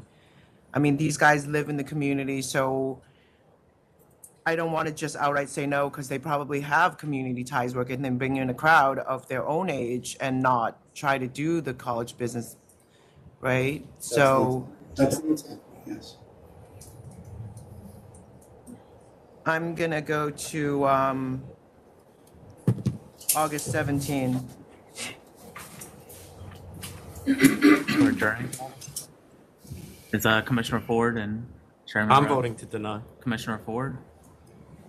I was going to vote, give these guys a shot, and I was going to vote to approve with hours till 1 a.m. for now. Manager, and. So then just put it over. Yeah, would you, Yeah. since she wants to adjourn, would you be okay Okay. with that, Commissioner Ford? Over to, what is it, 8? 17. And that was for them to provide more. For them to try to find an experienced manager and submit information, a personal questionnaire for the manager, and come up with a security plan. Chairman Bradley's at denied. Okay. All right, so it's adjourned till August 17th. So come back then, okay? But I'll Thank you. Hours. All right, thank you. Thank you. And Paula, that's it in Albany, correct? Yes, sir. All right, you can disconnect. Thank you for your help. You're welcome. All right. Well, 1 a.m. next is, so 1097 is El Rey Del Pan Bakery and Buffet, Inc. The attorney's present. I believe you're just withdrawing the application. Yes, I just wanted to Jonathan Schloss for El Rey Del Pan. Yesterday I submitted a letter to the authority withdrawing the application. It also asked that the temporary permit be allowed to expire on its term. This morning, Mr. Donahue reminded me that those requests are incompatible, so I just wanted to make sure that the authority understands that the request to withdraw is unequivocal. All right, thank you. All right, thank you. 1097. This is the Spring Valley place. Oh, okay. And temp is being allowed inactive? No. All All right. Got to be canceled, the application's withdrawn. All right, thank Understood. you. Thank you. Now is 1107. That's Mission Ceviche UES Inc. Which one was this, Don? I'm sorry. 1107.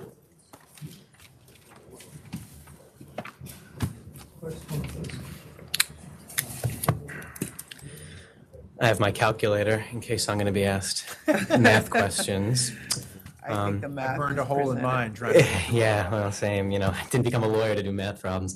So the only reason this is here, just so the record's clear, is because it appears from reading the lease that they were getting the landlord was getting 11 or 12% of sales. That actually, if you read the lease more closely, it could have been written more clearer, Yes. but it wasn't. It's not 11 or 12% of sales. It's actually 11 or 12% over a benchmark, which means the number will never come to 11 or 12% of total revenues. Other than that, it wouldn't be here, correct, Tom? Yes. All right, I'm voting to approve. Commissioner Fan I'll vote to approve as well. Thank you. and Commissioner Ford. I'll vote to approve as well. Thank you, members. Thank you very much. Next is Don't argue. next is 1052. It's a declaratory ruling concerning the definition of alcoholic beverages. I am here in opposition to that. In opposition. Okay. This is GIORDANO. I'm in favor. Do you want to hear opposition first? Or do you want to hear me first? No, you better explain it first so everybody understands what you're talking about. Okay. I mean, we understand it, but. Okay. So, Empire, I represent Empire Merchants. Give me one. Is that okay? Yeah. Okay, sorry. I represent Empire Merchants. They put in an application for label approval for a low alcohol wine that is below 0.5% alcohol. The Liquor Authority disapproved it on the grounds that it's not alcohol because of the advisory that you put out. I think it's 2019-1. Southern Glacier Wine and Spirits is currently selling a low alcohol wine called Sutter Home Free Cabernet. So on the one hand, we believe that the advisory should be withdrawn, but if it's not withdrawn, then we want a level playing field and everybody should have the same set of rules. And that brand label was approved? That is not an approved brand label, but it's been around a long time, and that's part of the problem. There are a lot of these low alcohol wines and spirits that have been around a long time, and now what's happening is they're increasing more and more. And Aren't they no alcohol wines? they have some alcohol in them. They're not no alcohol. Well, my understanding is Coca-Cola also has some alcohol in it because it ferments a little bit before it gets to you. Aren't they sold as non-alcoholic wines? Some are sold as non-alcohol wines, some are sold as low alcohol wines, but they have alcohol and it's below 0.5%. And the question is whether alcohol below 5% should be recognized. If there's no alcohol, then you're not dealing with an alcoholic beverage, so there's nothing to discuss. But if there is alcohol below 0.05%. So your request actually was vague in this regard. It said below 0.5%. It didn't include something that was called wine that might have, that someone was representing had no alcohol in it. Your request. My request was for low alcohol beverages below 0.5%. If So you mean- find that and vague, just- then I'm sorry. I'm clarifying. So you mean between 0.00001% and 0.5%? That's what I guess you're I do, yes. Okay. Okay, that actually wasn't clear, and you used the term low alcohol wine, which has a different definition in other contexts, so it became a little confusing. Mr. Okay. Gano, can you just, excuse me, clear up something for me?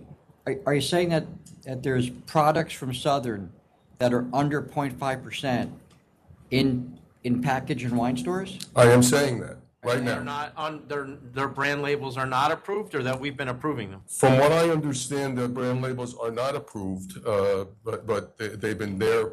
They consider them to be grandfathered. Are they price posted? I've never heard that. I don't know the answer to that The question. answer- Yes, they are price posted. Yes, they are price Price posted. and they say label pending, is what I'm told. And- They are price posted and and we they- don't and we apparently don't police that enough to know that they've been label pending for a very long time. I'm not saying that's our fault. We only have the number of people we have, but my understanding is that's what's. It's been not done. pending if it's not submitted. Well, the problem is that our system was set up to allow brand label owners or wholesalers on behalf of brand label owners to initially price post a product that says brand label pending. The intent was that within the next month or two, when they got the brand label, they would change that. And as Mr. Dano points out, I know that they never changed that.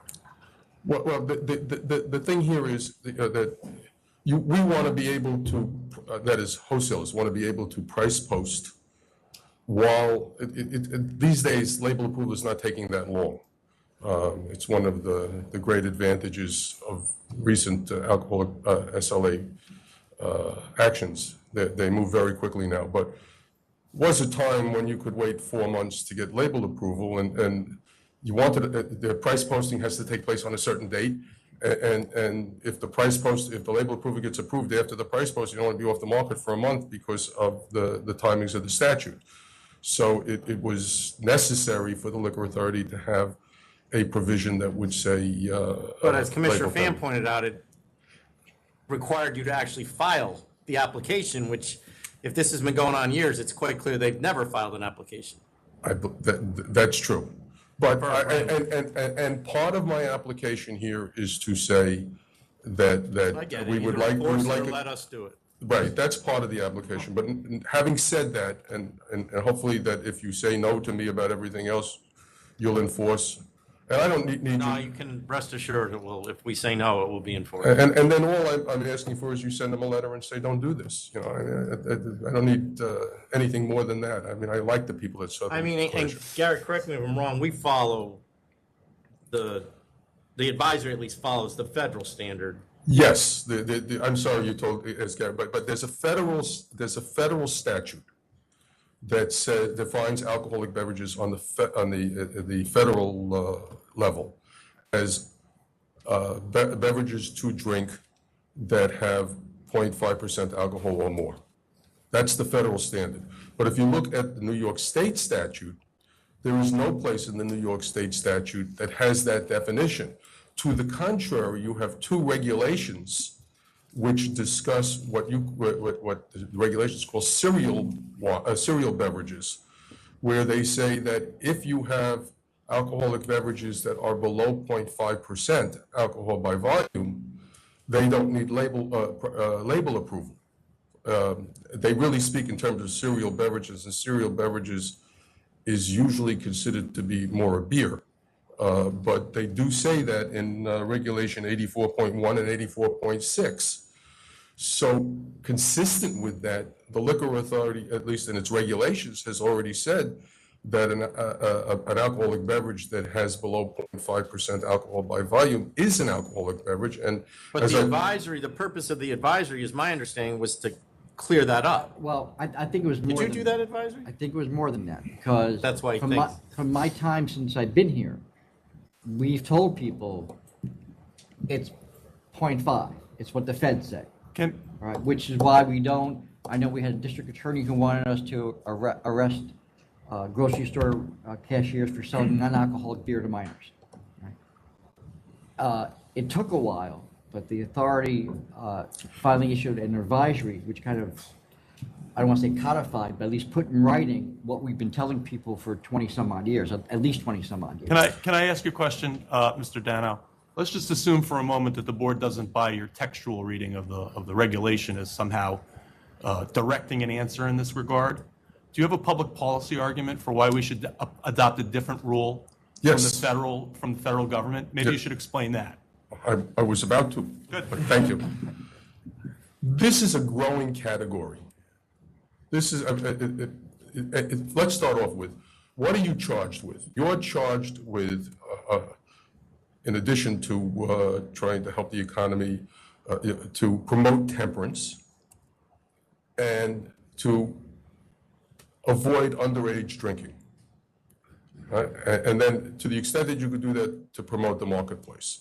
Okay, so now we are talking about two issues. One is, if you don't regulate these things, then they just are out there, and this is a growing category. It's a very big growing category. It's good as a growing category because it's offering people very nice alternatives. So if I wanted to go to a party, and I often do this, for me, after I have my first drink, I want to have something in my hand that is a drink, but it's not going to get me any drunker than the first drink. And this is a good thing. But these things should be in package stores, because if they're not in package stores, then they're like, forgive me, candy cigarettes that promoted smoking by giving kids cigarettes. They're going to be So there's a temperance concern with people drinking 0.3% wine if they get it in a grocery store? That's the point? I'm not saying that they shouldn't be in a grocery store. I'm not saying that. I'm saying it should be handled as an alcoholic beverage. That's what I'm saying. Not that it shouldn't be in a grocery store, because I don't know whether it should be in a grocery store or not. My rule would be, If it's made with spirit, if it's made with spirits, it goes into a package store. If it's made with malt beverage, then it goes in. Wouldn't this drag in a lot of products that are out in the, products that we would not consider to be an alcoholic beverage? Like apple juice. Yeah, lots of products that Ferments a right little now bit are on not the way to the regulated by the store. authority. That may be a problem. Look at the It'd be good for Empire Southern because they would have to sell it now. But, other places would now need licenses to sell these products. Well, but look at the other side of this. A lot of these products ferment in the jar or in the bottle. So you could start, and there's nobody regulating them. So if you could start. Actually, kombucha is one of those things, and not only the authority, but the Department of Agricultural Markets has also been looking into that to address that issue. But we're going to have to dig into whether they're fermented in the bottle or they fermented in the vat before they got into the bottle. That's the business we should be in? No, yeah, but yeah, as a matter of fact, yes. Because, and let me tell you why, if I may. The problem is that if you say it's not an alcoholic beverage, what you do is you say, I turn my back on this problem. It's somebody else's problem. If you say it is an alcoholic beverage, you can do a lot of things in terms of how you regulate it and what you regulate it, but you're not turning your back on it. And when you say, does it ferment in the bottle? It doesn't ferment. Maybe you're not out there every day, checking, but if you find out that the alcoholic beverage content is fluctuating or it's not following label approval or kind of things, you can make rules and regulations that control that. If you just turn your back on it and say, hey, I don't care. If it ferments in the bottle, it goes into the store at one. I think Ag and Market is out there Then looking. the federal government is saying that. Yeah, can you tell us? We're following the federal government. Can you tell and us their why? standards. Can you tell us why the federal government was so willing to turn its back on this issue that you're contending should cause us to change our Well, rules? first of all, when the federal government issued when they first came out, they made definitions. Some of these definitions, and when New York State came out, they chose not to accept those definitions and to make their own definitions. They could have. Well, I think you're applying a level of precision to the way the statutes are drafted that might not be appropriate. But well, you either look at the statutes. Somebody in the federal government drafted a statute that decided we're going to set it here and turn their back on Dano's problem with it, right? Could I tread on this? Yes. Yeah, I think why don't we let the opposition go? I think we understand what you're asking. I also want to I confirm. think one way or the other, what? There's other people, or is everyone else here for opposition, or Opposition, yes. are you opposition also? Okay, all right. Just Didn't know I was making making sure. so much trouble. Please be brief. Yes, I will be, and thank you for that. Can I just follow up on what Tom was saying? Because if we change the definition, then basically anybody who's carrying kombucha and vanilla extract and mouthwash, Any would product, have to any be product sitting on the licensed. shelf right now that has alcohol in it would be an alcoholic beverage. And you would need then A license. a license, whether a distiller, brewer, winery license, the relevant wholesale license, and the appropriate retail license to sell the product. Okay. Yeah, I'll be brief. Thank you, members. Max Bookman on behalf of the New York City Hospitality Alliance, representing thousands of your on-premises licensees. I'd like to give you some perspective from the on-premises industry on that. This is not a problem. I see why it's a problem for the two near duopolistic wholesalers in our three-tier system. This is not a problem for the on-premises industry. Indeed, it is a growing category, low alcohol, and as General Counsel Meyerhoff stated, no alcohol beverages that mirror alcoholic beverages. Because it's a growing category, if you're going to change the status quo, you're going to need the input from multiple segments of the industry, all three tiers, as well as the food industry, because as some of the comments have alluded to, it's a basic fact of food science that there is trace amounts of alcohol in a number of foods, not just beverages like juices, but also fruit, bread. So you're creating a problem by doing what the requester is asking you to do. It solves their problem, but it creates a vast new problem. And then just one other point.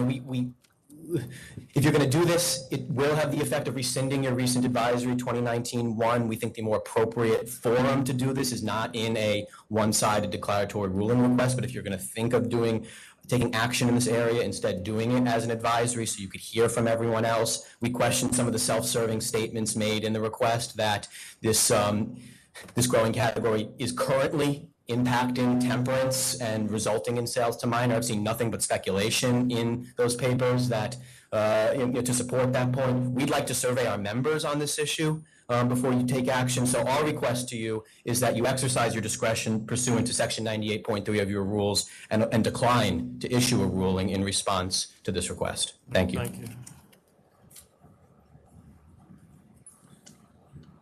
Hello. My name is Alban Depulé. I'm the co-founder of ALS Drinks Company, an LLC based in New York. We make ALS, a classic American non-alcoholic beer. We launched in 2020 and we self-distribute in NYC. The reason I'm here, and I'm here on behalf of my own company, but I'm also here on behalf of ANBA, which is a newly formed association. It's the Adult Non-Alcoholic Beverage Association. And I'm going to read a statement on their behalf. Our attorney, AL's attorney, Elke Hoffman, alerted us to this request for a declaratory ruling. She sent a letter to you, Chairman Bradley, Commissioner Fan, and Commissioner Ford just before the deadline. I believe you must have received this Yes, letter. we got it, yes. You're not going to read that letter, are I'm you? not reading that letter, no. It was a good letter, but we read it. Yeah. But very quickly, for well-being reasons, I decided to stop drinking alcohol over 4 years ago. I launched ALS because I wanted to see more options and availability for NA beer in the NY market, which hasn't been the case until 4 years ago. Our company is a founding member of ANBA. I'm going to quickly read the description of ANBA. ANBA's mission is to promote, protect, and grow the adult non-alcoholic beverage industry with a unifying voice that serves its members from production to marketplace. The organization has issued the following statement, and they have asked me to read it on their behalf.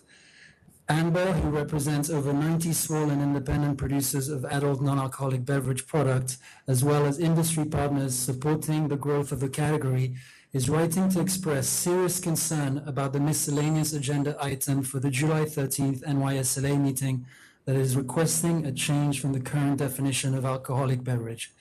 Changing the definition of beverages less than 0.5 ABV from non-alcoholic to alcoholic is a movement away from the 2019 NYSLA opinion letter excluding non-alcoholic beverages for restricted regulations and will have significant impact on consumers as well as business and state revenue. It would have wide-reaching negative consequences to producers, distributors, and retailers in the adult non-alcoholic beverage sector, including those that specialize in the sale of adult non-alcoholic beverages, by putting an undue burden by forcing many businesses to convert to a traditional alcohol license business. The federal definition of alcoholic beverage is that which contains 0.5 alcohol by volume or more, and there is no logical reason to have New York State definition stricter than the federal definition for consumer safety. Greater choice and access to non-alcoholic beverages is a societal good for all consumers looking for more moderate options. Increased prevalence of non-alcoholic beverages provides options for all consumers, including the 14.8 million adults with documented alcohol use disorder. Restricting sales and marketing of non-alcoholic beverages to licensed alcohol sellers does a huge disservice to the customer base wanting to enjoy great non-alcoholic beverages in a wider range of occasions, beaches, families, etc. In addition, it shuts out many small businesses, which ANBA represents, and some of them are here with me today. No, just to interrupt you, no one's suggesting we should be making this illegal. I'm kind of getting the impression you think we're trying to do away with it. No, it's not what I was suggesting here. Okay. Sorry if it's misrepresented. Okay. If I might interject, sir, but You're going to get to speak. Let him finish, please. In addition, it shuts out many of whom may not even be considered by distributors, these small businesses. State revenue collection actually goes up, not down, when non-alcoholic beverages are not considered alcohol due to increased state sales tax revenue. While it may seem like a win for distributors to control the sales and distribution of non-alcoholic beverages, it is actually quite the opposite. Retail sales, counterintuitively, are the lowest in states with a definition that is tighter than the federal definition, as the ability to market and distribute is hampered. If the definition is changed, everyone will be negatively impacted. The state, revenue, distributors, revenue, the small suppliers and businesses, revenue and jobs, and most importantly, the customer and society, options and access to healthy options. As the industry body representing the adult non-alcoholic beverage category, AMBER and our members request for this change to be denied, and that the insightful opinion produced by the NYSLA in 2019 regarding non-alcoholic beverage regulation be upheld. All right, thank you. Can I ask you a question? So the tax revenue, you're saying that the state will make more tax if this does not change? Why is that? Basically, less places being able to sell non-alcoholic product means less sales tax revenue, because you're limited, from what I understand, you're limiting the channel of where you can sell those products. I understand. Okay. Next. And right now, all of you are doing direct-to-consumer sale. You are doing direct. Yes, we're doing direct-to-consumer sales. We're also selling to places that are not traditional beer and liquor stores, and some of the other people here are here to speak about that. Are there distributors? I'm a distributor. You're a distributor of non-alcoholic? We are New York State's first and only non-alcoholic specific distributor. Okay, great. Thank you. And we also do direct-to-consumer since there's no tier. Okay, cool. Hi, Chairman Bradley, Commissioner Ford, Commissioner Fan. Didn't expect to be standing in front of the Liquor Authority since I don't sell alcohol, but nevertheless, we are here and I'm happy to speak today. My name is Nick Bodkins. I'm the CEO of Boisson. You may not have heard of us, but we're the largest non-alcoholic retailer in America. We have 5 stores here in New York City. We're about to open in Los Angeles, and I employ almost BOISSON. It means drink in French. We employ about 70 New Yorkers. We have a warehouse here that's located in Brooklyn, and we have about 35 full-time employees at our office in Union Square. I wanted to speak just really quickly about this. We serve almost 10,000 customers a month at our stores. And we've grown so rapidly because our customers have found our stores, and I'll include my colleagues, not competitors, but colleagues at Minus Moonshine and Spirited Away, the other 2 non-alcoholic stores here in New York, because we've created an inclusive environment for people who may have had trouble with alcohol in the past. I would equate having to go into a package store to buy a bottle of non-alcoholic product the same as being forced to bank at a casino if you have a gambling problem. They prefer to come into a location that does not contain any other alcohol to find the products, mostly because we carry almost 400 of them. We dedicate all of our shelf space to them, and we specialize in educating and helping people find ways to temper their alcohol use. The proposed contemplates to solve for a problem that does not exist. There is no confusion in the marketplace. Tens of millions of Americans have some form of alcohol use disorder. They are not confused when they purchase a product from a non-alcoholic distributor or retailer. To be clear, 0.5% ABV, as General Counsel Meyerhoff said, would effectively take a consumer consuming 122 ounces of non-alcoholic wine in under an hour to equate to the exact same as a 5-ounce glass of wine. If you ever tried to consume a gallon of water in an hour, it's actually really difficult to do. Hundreds of people every day hundreds of products consume every day contain alcohol. Coca-Cola and LaCroix contain 0.2 to 0.3% alcohol. Brioche bread, vanilla extracts, bananas, we go on and on. There is actually nothing today preventing from Empire or any of the distributors that you've mentioned previously from selling to us, because we actually don't require a liquor license to sell to. We in fact buy from Manhattan Beer and Union Beer non-alcoholic products that they're happy to sell to us every day. It also puts non-alcoholic companies like me, whose competition is closer to soda or water, at a competitive disadvantage. Non-alcoholic products do not have cross-tier restrictions placed on them. We do not need to obtain retail liquor licensing to sell our products, and we are able to sell directly to consumers. We are not subject to any franchise laws. If the request to allow wine and package stores to sell non-alcoholic beverage is what they're asking, that should be a separate proposal and one that is debated separately. There is no reason to make this budding and growing category of non-alcoholic beverages have to get licenses to sell these non-alcoholic beverages. I'm in the middle of speaking. I'm going to withdraw, so. Okay, great. So, I've listened to all these people, and I don't think that it's worth your time to go forward.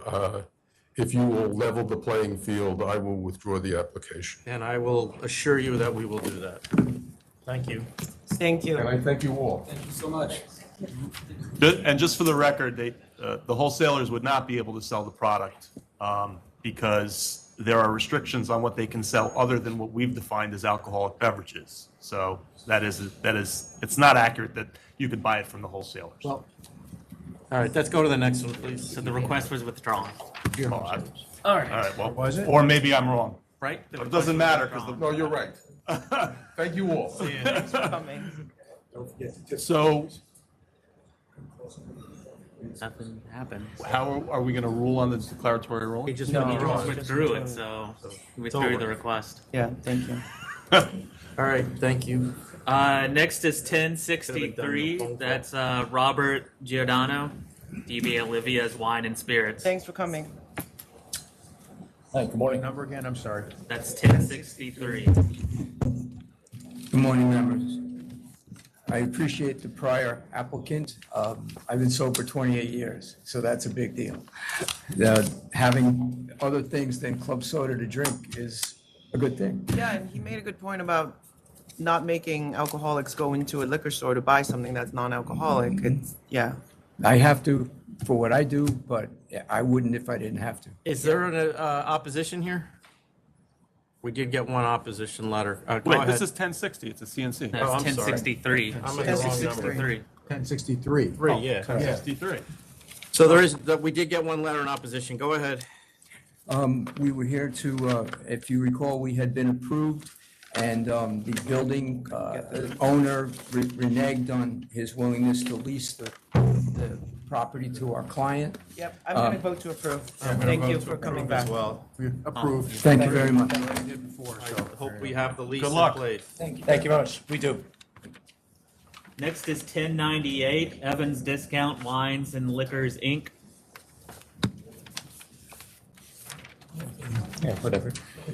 Good afternoon, Robert Romano again. I'm here this time with Dan and Connie Evans.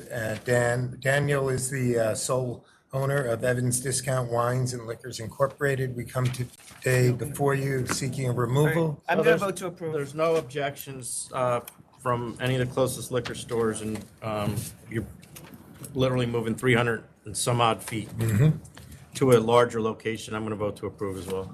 And you also have letters of support from Town of Ellicott Supervisor Janet Bowman, Chautauqua County Exec Paul Wendell, New York State Senator George Burrell, and New York State Assemblyman Andrew Riddell. So Grand can't slam. argue with that kind of a lineup. So I approve as well. Thank you very much, everybody. Thank you, members of the board.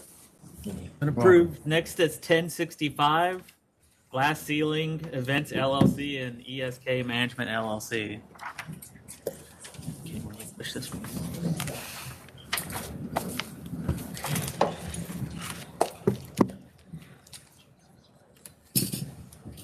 So I guess if the applicant can step forward first. Good afternoon, Commissioners. My name is Howard Fensterman. With me is Kate Luzio, the applicant, and Eric Bieberman, who's the operator, and Pinky Vite, who's also the co-owner. If it please the authority, I would let Kate speak first. If that's We're the- going to hear from the Sir. opposition first. Okay, no problem. You can actually sit if you feel more comfortable. Thank you, Commissioner. Good morning, or afternoon, as it may be. My name's James Gorman, and I live at the Gilsey House, which is at 1200 Broadway and directly next door to the applicant.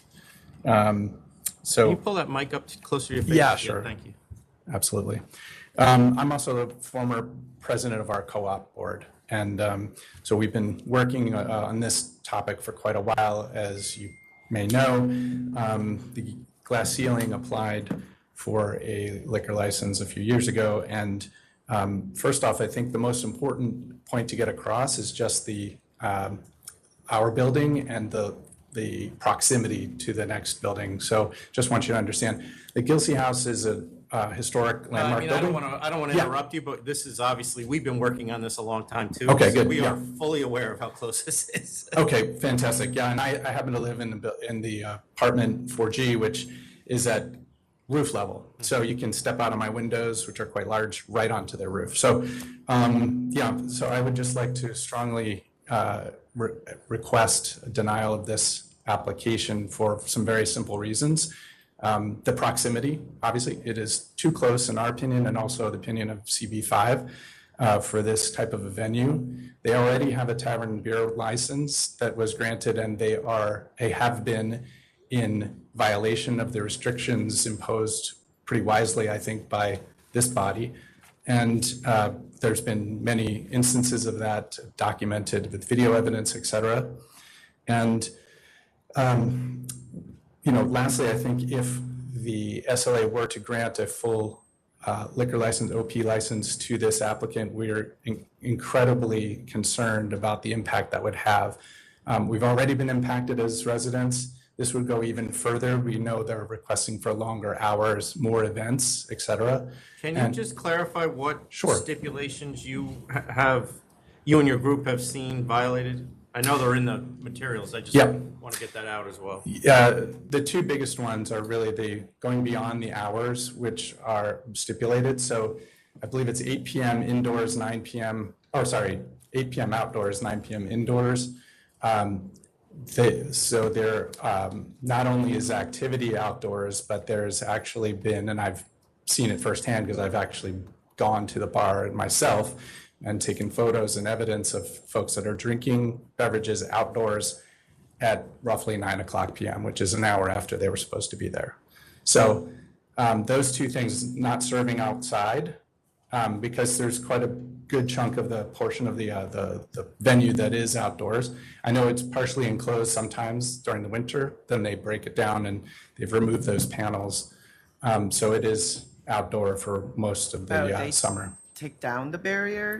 Yeah, there's still a fixed glass ceiling that does open, which I'm sure they'll mention, but there's also the outdoor area is really kind of the whole perimeter of the venue.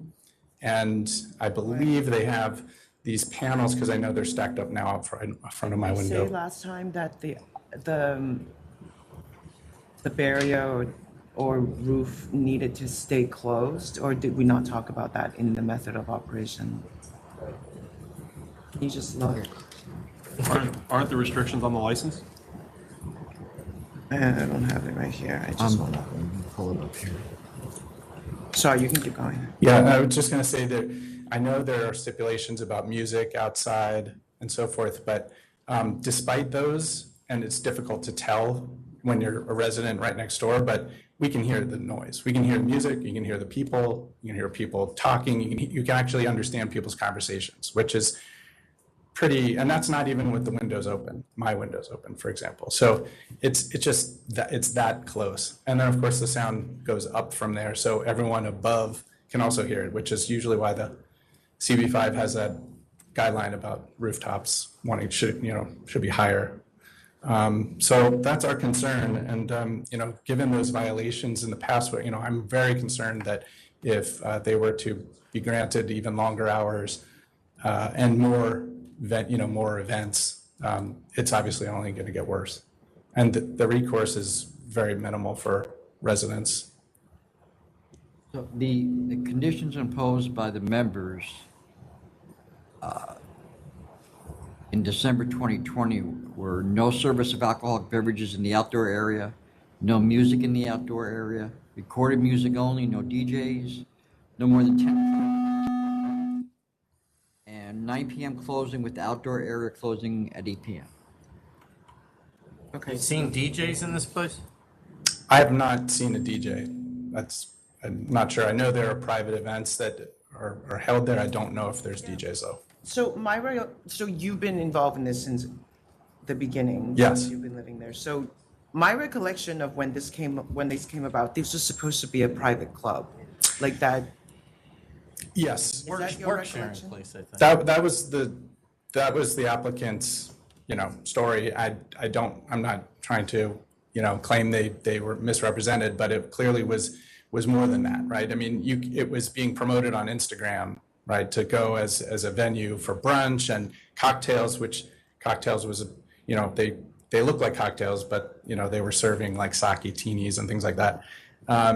So yeah, I don't know that the co-working space, I believe, can use the space during regular hours and so forth. I think it becomes, I know it becomes a open to the public venue serving alcoholic beverages, or in this case, beer and wine, sake.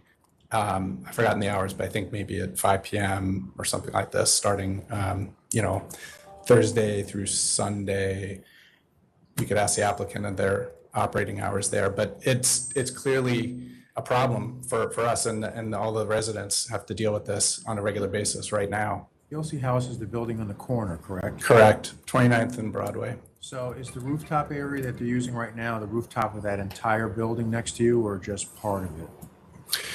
The venue, the glass ceiling event, is most of the rooftop is the public kind of, venue that I can tell. Then there's HVAC equipment, behind it, kind of on the side. Is the HVAC closer to Gilsey or in the back of the building? It kind of runs along the whole side, so it depends which apartment you're talking about. My windows look directly out at like the HVAC equipment and the fence that separates the outdoor area. So I see when there's activity on the, in the venue. So you're overlooking the I'm looking right at it, yeah. You're overlooking the HVAC.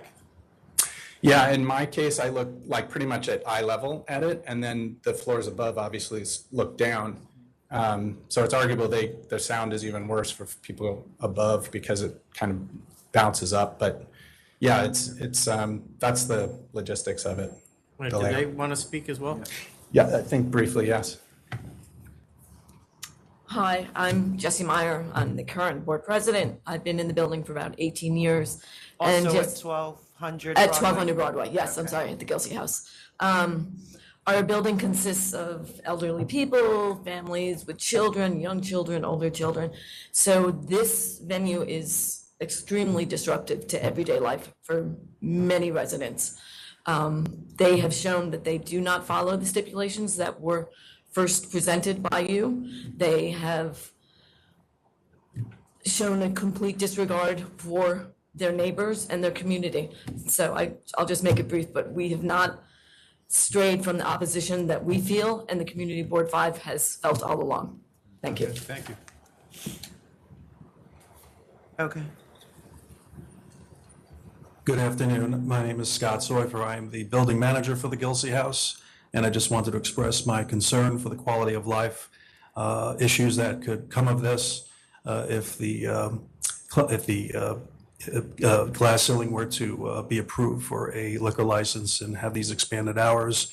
There are families with children who live in close proximity to this rooftop, and it would be a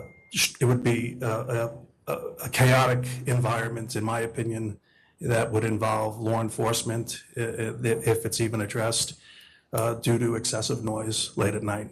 So your concern is really just a rooftop. It's That's what not I'm asking too. people on the street. It's not outside. It's not anything. It's not like people are screaming on the street. It's being disruptive. That could also lead to problems on the street that could be But disruptive. as of right now, you don't have residents complaining that people are coming out of this place being drunk on the street. Like, that's not the concern, right? We're concerned about the rooftop.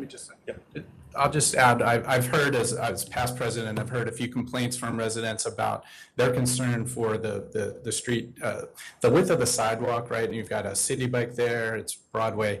It's still open to traffic at that point. Broadway has closed on certain areas, but still has traffic. And you've got people coming in and out of the venue. So I don't know if there's been specific noise complaints made to the police or concerns about disruption or fights or the typical things you see outside of a bar. At that venue, I cannot, I can't be sure of that, but I do know that people have expressed concern to us that if it were to be granted an OP with longer hours, that's what you might see. And this is, right next door to us. All right, thanks. Okay. Were you finished, sir? Yes. Hello, good to see you. Catherine Quinn, hopefully you did receive my letter of July 8th. Yes. Yes, and I will just make the point that it appears that the current licensees want to have more events. And I believe, as I've argued, that that is not in the public interest. New York City does not need a low-rise, open roof public event space. They have many lovely, and the applicants are involved in some of them, open roof event spaces that are much higher up. Thank you. Thanks.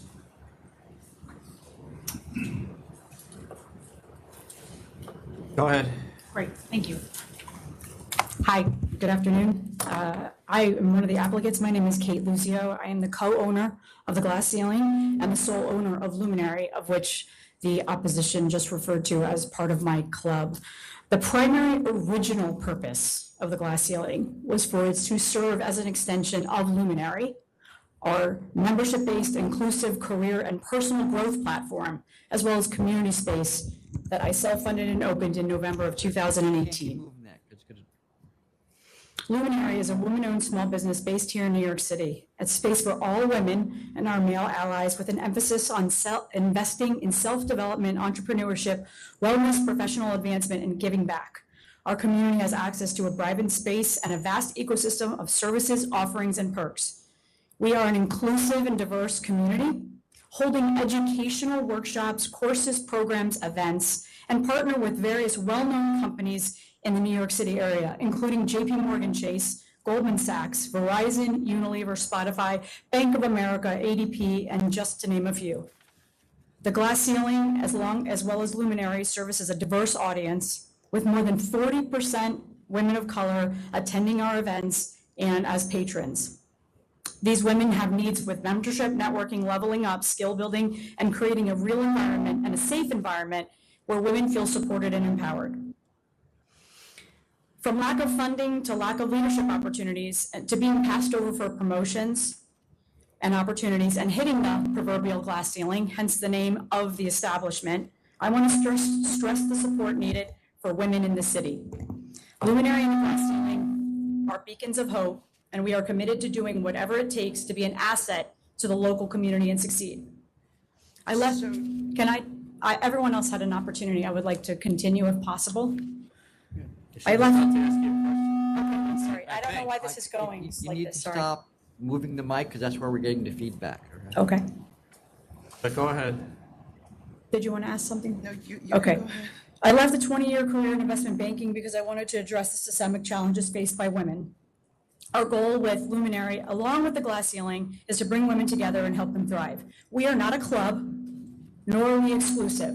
We identify as a community that is open to all. We have no application process with multiple tiers of membership as well as day passes to ensure we are economically and socially accessible to all. Luminary and the Glass Ceiling were designed to provide a level playing field for women, which I hope you will agree is in the public's best interest. We are not a nightclub. We are not a rowdy bar. We are a sophisticated and professional establishment that seeks to serve women and male allies. Close to 90% of the floor is covered, and I would like to enter in a picture if I can. 75% of the establishment is completely enclosed.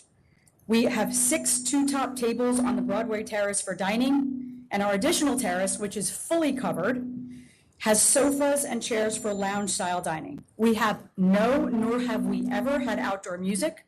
We have no speakers. We have no dance floor. We have no live music. We have never had a DJ. All of our music is pre-recorded on a Sonos system.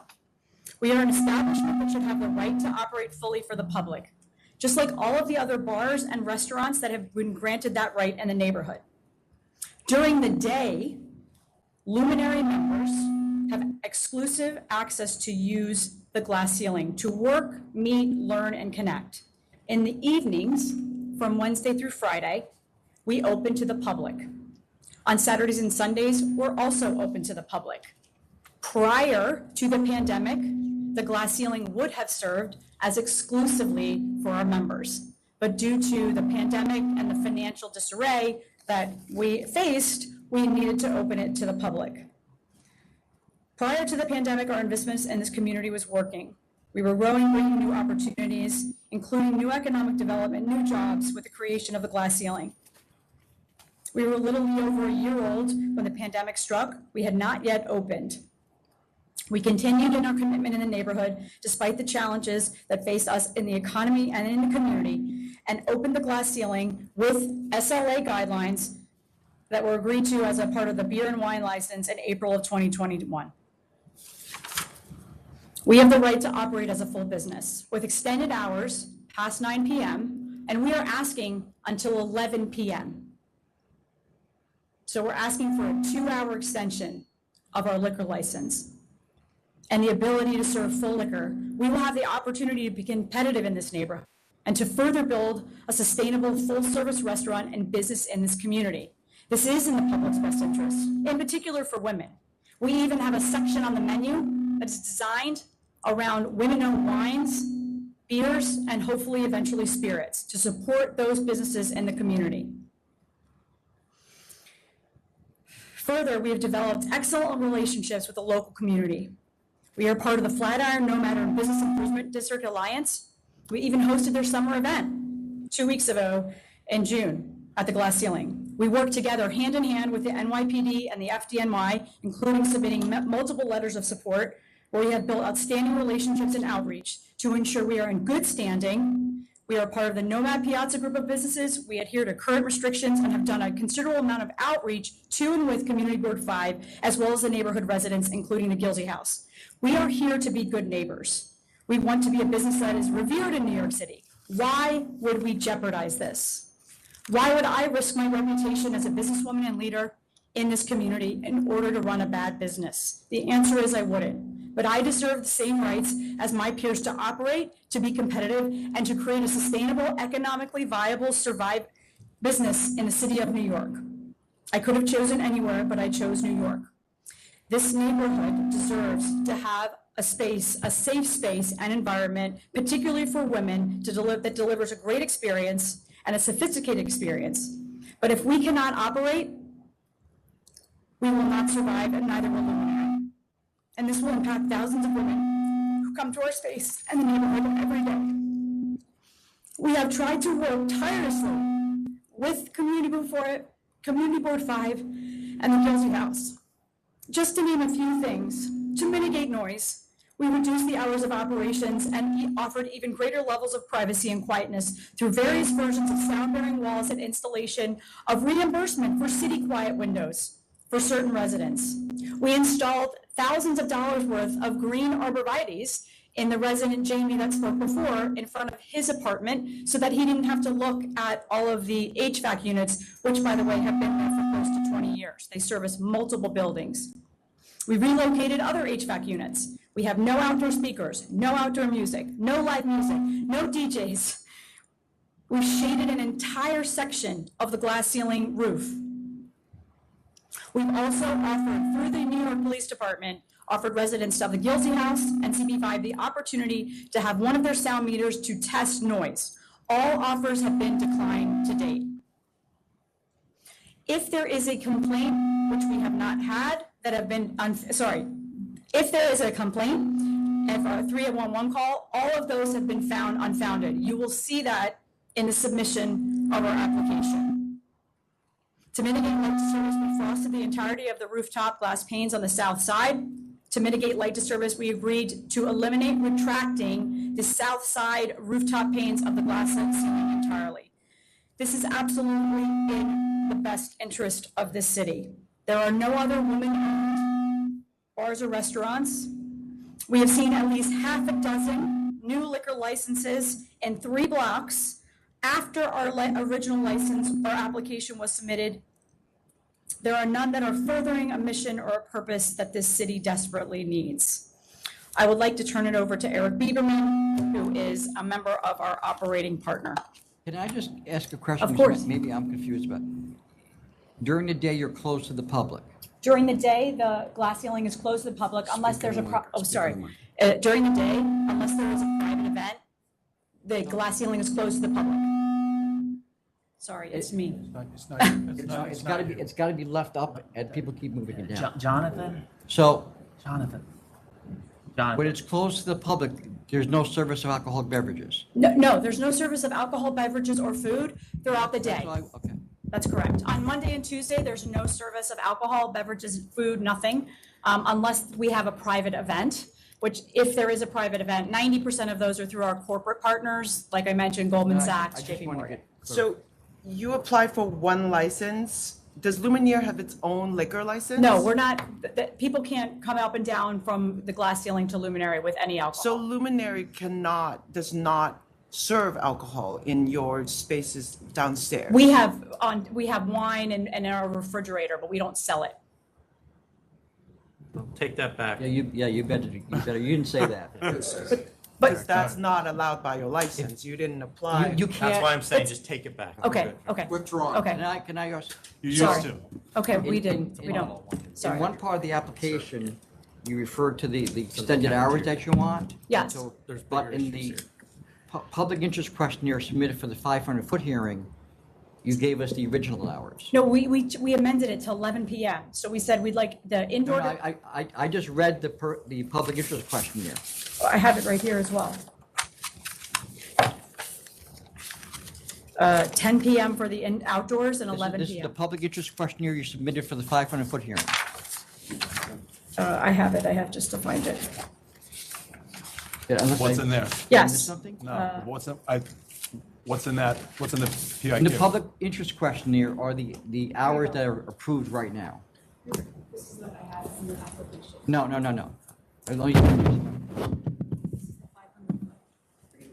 Okay, no, this isn't the questionnaire we have. This is the question that you're talking Yeah, the questionnaire that the judge has the original hours that you're approved for. The original 500 foot? No, yes, the one you did for this For the application. upgraded license? I'm It's sorry. a mistake. Yeah, I'm just trying to sort out, so it's the hour you're There's a looking for, the mistake 1 in a.m. the public interest We're not question. looking for 1 a.m. We're looking for 11 p.m. outdoors, indoors, 10 p.m. outdoors. That's what I got, 11 p.m. Yeah. Indoors and 10 p.m. outdoors. That's correct. Correct. Okay, that's And then that's more, also and then different from what's in 15 the private application. events instead of 10. Yeah, there are contradictions, but I got the gist of it. But that's correct. Chairman Bradley. Okay. Can we? Go ahead, whoever's next. Hi, good afternoon. My name is Arkady Bieberman. I'm the Chief Operating Officer for ESK Management, who are partners with Kate and Pinky for the glass ceiling.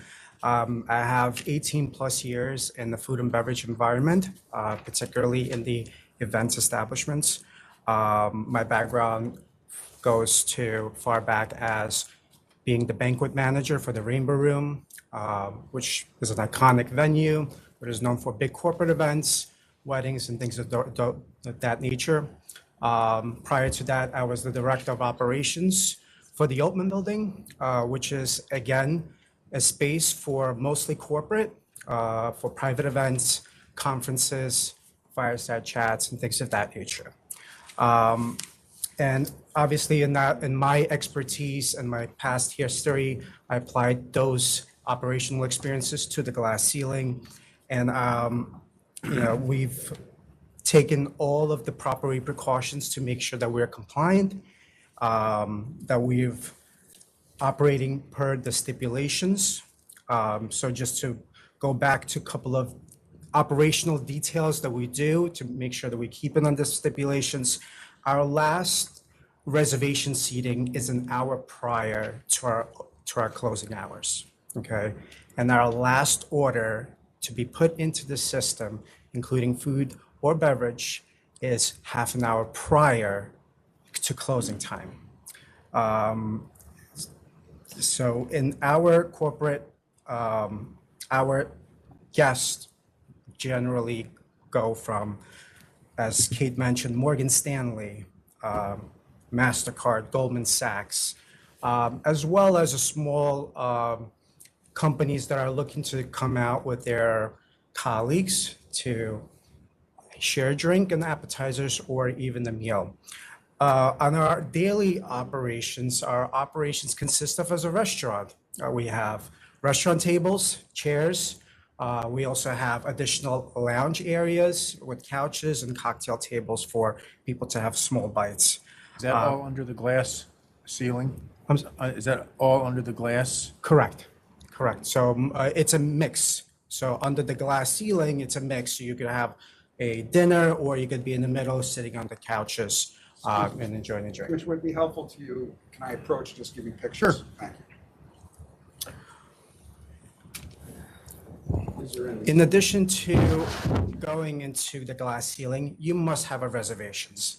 If we're open to the public, I know what it looks the reservations are made through Open Table, and it is scanned and cleared as people are approaching. They are not seated until their reservation has been submitted into the Open Table. Even if they're coming as walk-ups, we will ask the questions.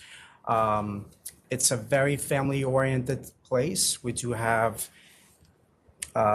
baby showers, bridal shower brunches. And we have kids coming, families coming with kids during brunch time. So we're not a bar, we're not a. How long have you been carousel. working there? I have since the opening, April 2021. Okay. Because, I mean, I just keep going back to my recollection that I don't think I understood this to be a restaurant open to the public. Well, we are operating right now as a restaurant, meaning we serve dinners as well. Right. So I understand why you guys saying now you're running a restaurant, you need later hours. If I had understood you as a restaurant, I would never have said 8 o'clock because that makes 0 sense. And in alternative, I never would have granted the license. Right, had I known exactly. that. But the point is that if you were actually applying as a restaurant, we wouldn't have done it at all. Well, no, what I'm saying is it's a mix. We do a mix of different types of operation, from private events where people having dinners. I get that, but you're saying, oh, we're 40% women. You can't limit who's coming in to your restaurant if you're open to the public. I mean, what, you're gonna go to Open Table and say only 40% woman? Like, No, or- so I we don't limit who sort of- comes in. Our point around security is that people must have a reservation, and so that we can make sure it's the clientele that we want. Also, if someone's coming up that's inebriated, we would turn them away. And what I'm saying about women is about 90% of the patrons currently identify as women. Given the nature of what Luminary does, given the nature of the private events, and given the nature of the name of the establishment, it's about 90% women. So when Goldman Sachs is doing, it's the women's group at Goldman Sachs that's coming, or That's Bank of America? That's correct. The majority of the private events are women, are around their women's network, their women's business resource group, Verizon Summit, their collaborative opportunities. We really focus around working around that idea of collaboration for women. And again, these events are always in the glass ceiling, or it's in the Luminary space? Well, they're two separate entities. So we host events at Luminary that would be completely separate. And then we host events at the glass ceiling that are contracted directly with the glass ceiling. So why don't you apply for a license separately for Luminary and try to ask for later hours for that one, because that's indoors? Luminary is a collaboration space. It's not a restaurant. It doesn't serve at that purpose. This is a rooftop, a fully enclosed, less 10%. It's all beautifully decorated. I feel like you could host. We've had issues with the ability to properly license, for lack of a better term. Co-working space, that was a problem, right? Yes. Because it's not open to the public. Right, that's the WeWork thing. Yes. All right, go ahead. Thank you, Chairman. I'm going to try to focus on the reason that I wanted you to have the picture in front of you is I first wanted to show you that the open areas, if you will, if you look on under the would be the white 4 white ceiling tiles, I'll call them. Those areas are simply a lounge area where people are just eating and drinking. There's no music there. And the enclosed glass, which is what is a glass ceiling, that's enclosed on all sides. That is where, to the extent that there's pre-recorded music, that's where the pre-recorded music is. But I think this has been conveyed. This is not a nightclub. There's not people partying here. There's not people cavorting here. This is essentially, and it's not visible from the street, so you're really not getting street traffic in as a restaurant would that would be on the street. It's basically servicing the folks from Luminary and their guests. And they come upstairs, and you can see on the right side of the picture, there's a few tabletops. Only approximately 10% of this area is outside. The rest of it is inside. And glass ceiling has gone to great extent to try to cooperate with CB5, with the folks from Gilsey. And really it seems to me the sole objection here, and I'm not minimizing it, but if the gravamen of the issue before the authority is public interest, I respectfully submit to you that we have to look in the entirety at the public interest. I can't, no. Your picture shows me there are at least 20 lot line windows. Those are the people that we protect. I'm sorry. It's the community that live right next to you. The whole general public wants it. I mean, I love it. I would love to go there to drink outside at their expense. These are the people that live there. Can I approach to show another picture? Sure. So what was already approved by the State Liquor Authority was the Virgin, right directly across the street, where the Gilsey House residents have a full view of their outdoor pool bar and their outdoor terrace. But this is across the street. But it's directly in view of the Gilsey House. But what we're talking about is noise. I think I mean, a view is one thing, and you live in New York City, you're gonna have to look at what you look at. But at the end of the day, what they're talking about is noise. There's open space, there's a much more noise. Let me finish. Go ahead. If I can just continue, Chairman. You know, the position that I'm asserting, obviously, is public interest is not solely relegated, and I'm not minimizing it to the Gilsey House, but for example, the Nomad Flatiron Partnership, which represents and is the advocate for the business community, the business improvement community, and that whole community has submitted a letter in support of this application. The FDNY, the fire department, has indicated. So, and we've read all of that, and there's clearly support for this. There's petition with names on it and other companies, but public interest is a legal term here. And there are factors that we have to look at, one of which is noise. Absolutely, Chairman. It's not whether the FDNY supports it or not, or whether the local business district supports it or not. That's all. I understand why they would. As Commissioner Fan said, she'd like to go there. But we have to look at it from a legal basis, as I'm sure you're aware, and that legal basis is pretty well defined.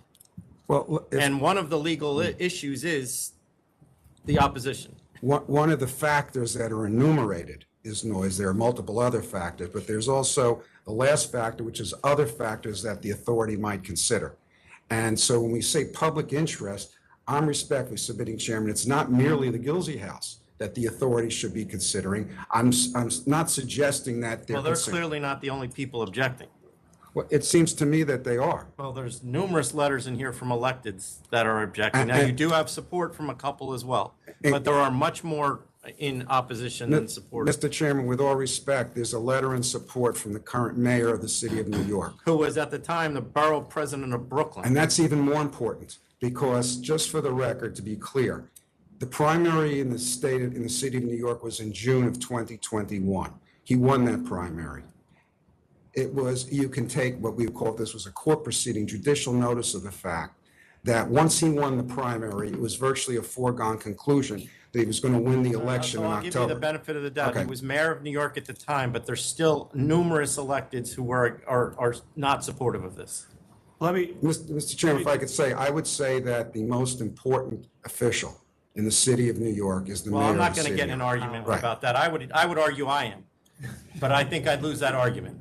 You, I would also note, and for- thi- and this commi- and this authority you are. I would also note for the record about the letter that Mr. Adams, Mayor Adams submitted, that at the time he submitted that letter, this issue had been in dispute for over a year, maybe even longer than that. And in fact, the only reason there's a license in this location is because by seeking a wine and beer license, the 500-foot rule didn't apply and the noise issues were taken off the table. That's why they're licensed. All right? These arguments were already presented in a request for a full liquor license long ago. And the mayor's letter does not reflect any understanding of the dispute that's taking place here today. So the record the board has before it doesn't have somebody saying, I'm the mayor or the mayor-elect. I understand this and I'm choosing those interests over the interests of these people. That's not what that letter says. It says something very general about these issues. I think, And I think that the members should understand that letter We in the have the context letter. it was We given. have it. We have all of the letters. I think, and I've read the letter carefully also, states that he recognized that there were certain issues that had to be resolved. Please don't speak for him. I understand your instinct will now be to say that he was infused with way more knowledge than is in the letter. I don't think that's appropriate. The letter should speak for itself. Okay, let's All right. move on. So in any event, as you mentioned, Counsel, there are over 500 communications to the authority in support of this application. I do believe that the authority should consider the business community in rendering a decision. As it relates to the NYPD and the fire department, that only relates to the arguments that were made earlier that they have not been in compliance. Because notwithstanding the complaints and the supposed violations and all the 311 calls that have been put in here, not once has there been any finding from either the NYPD or the fire department. And in fact, I have in my possession 2 letters from the neighborhood coordination officer, Nick Mitchell, and the detective, who is the community affairs officer for the precinct in this district, both of which in sum and substance state, support the application and state that this entity has been in full and complete compliance with every law. There has not been one incident, not one, that they have been cited for or found to be culpable of any wrongdoing. And so the NYPD, through police officer Mitchell, who is the coordination officer, and the community affairs officer, as well as the FDNY, all support the application and note that they are not aware nor have they found any violations of this applicant at any time. So you have the business community, you have the police department, you have the fire department, all who are in favor of this application. I don't know what more this entity can do. They've engaged the community board. They have adopted every recommendation that the community board suggested. They reduced their hours from 1 to 11 to 10. They've invited noise abatement folks in. If Gilsey folks wanted to do it, they rejected that request. They have done everything they've been asked to do. Only 10%, when you look at this picture, of this area is outside. The rest of it is inside under glass. And if you contemplate the folks that are coming to this environment, this is not like the bar across the street, the Virgin House, the hotel, where people are cavorting and partying. This is a much higher level environment where people are networking, they're socializing, they're dining, and that's it. They're not dancing. This is, I know you weren't here last time, but they went from a full liquor application to a beer and wine so that certain concerns did not apply. And then they told us it was going to be a private space, and that's why we did 8 p.m. I don't think they converted. I think we denied the first one, didn't we? Can I jump in, because I have the historical knowledge as the applicant? Hold on for a second. You denied the OP. The full OP. Yeah. Yep. Then they applied. Came for back. the Right. Okay. wine license. Right. That's the point I'm having in my mind is we've gone through this all. And I don't know, in my mind, there's less public interest now than there was before, to her point, that I was not aware you were going to be a full-time restaurant. Exactly. I don't think I ever would even have given the restaurant wine at that time. Can I, so in 2019, when we originally put in our license, that was for a club, a members club, that would have been exclusive. We were denied. We were not able to, I've never presented to this board. I've never been in a meeting. I've never been on a Zoom with any of you. We were denied actually even participating as the applicant. It was only the lawyer at the time. We were denied By who? by you. We have never denied an applicant participating in one of our hearings. Well, I can send you the email. We were not able to even join the Zoom call. Pinky? Yes. With your lawyer? No, it was during the pandemic. During the pandemic. During, No that's, no, I'm not negating that. I'm saying yes, but I'm saying for us, Oh, she indicated that her attorney was involved with us. No, During we the were- pandemic, we didn't do any. Right, so you had Zoom sessions. With no Right. interaction. Right, but I'm saying, okay. this is the first time I've ever, as the applicant, been in front of you. When we did the beer and wine, because we were basically said, you can't have the full liquor license, but we might consider a beer and wine. We came back, we did the beer and wine. We were not, again, as an applicant, able to present to you as well. So But we. you got that. But we got that, absolutely, and we But were very The appreciative. point I'm making is that the first one that was denied was on a 500-foot full OP, similar to this one, and we did have arguments over that. And the basis for the denial. But that was a full interaction. Even though there was. We were not part of that. Even though there was no oral argument, there were full submissions, and the basis for that denial, the facts of that basis have not changed. Well, I would argue that point. To the extent that they've changed, the members are telling you that it's actually more of a concern to them because of the style of the business that you are now operating. So Right. the people who live close by don't live any further away. Right. And that but was yet- one of, and to your point, sir, I'm sorry, I don't know your name, but. Howard Fensterman. Mr. Fensterman, you're right. There are several pieces of the test for a public interest analysis, and the legislature listed them in the statute. And the legislature also asked the members of the authority to use their expertise in deciding what weight to ascribe to each one. And you've made your arguments as to why to ascribe more weight to one than others. And the prior ruling, which I believe was in an environment where there was support for this license, the board expressed its view that the noise and the issues related to people in the surrounding, in the building next door, because this is a little unusual for I mean, you guys chose the location. They considered that to be a factor that deserved a lot of weight.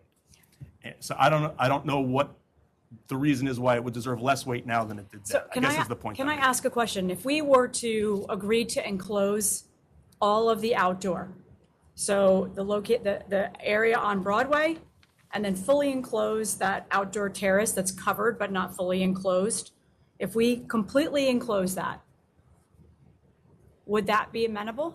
I have no idea. Simply because it still is going to come down. I mean, what you escape by getting the beer and wine is us having to listen to the community board. Because you are asking for an OP, they have a right to have their, not only to give us their opinion, but we have to Of course. accept it. It doesn't mean we have to follow it, but we do have to take it into account. And I don't know what their opinion would be about that. I can't speculate. Yeah, But you also And it's have. right now, this is as strong in opposition from community board as we see, when they have as many electeds on their side as they do, and they clearly do not want this to be a full OP. And I'm sure these people are the ones who are pushing in that direction, and it's understandable. No, and I'm a resident in the area as well. I live on 26th and 6th, so I understand as a resident concerned around noise. I live right around the corner from Oscar Wilde, and it is noisy every single day and every night. But I'm a resident of New York City.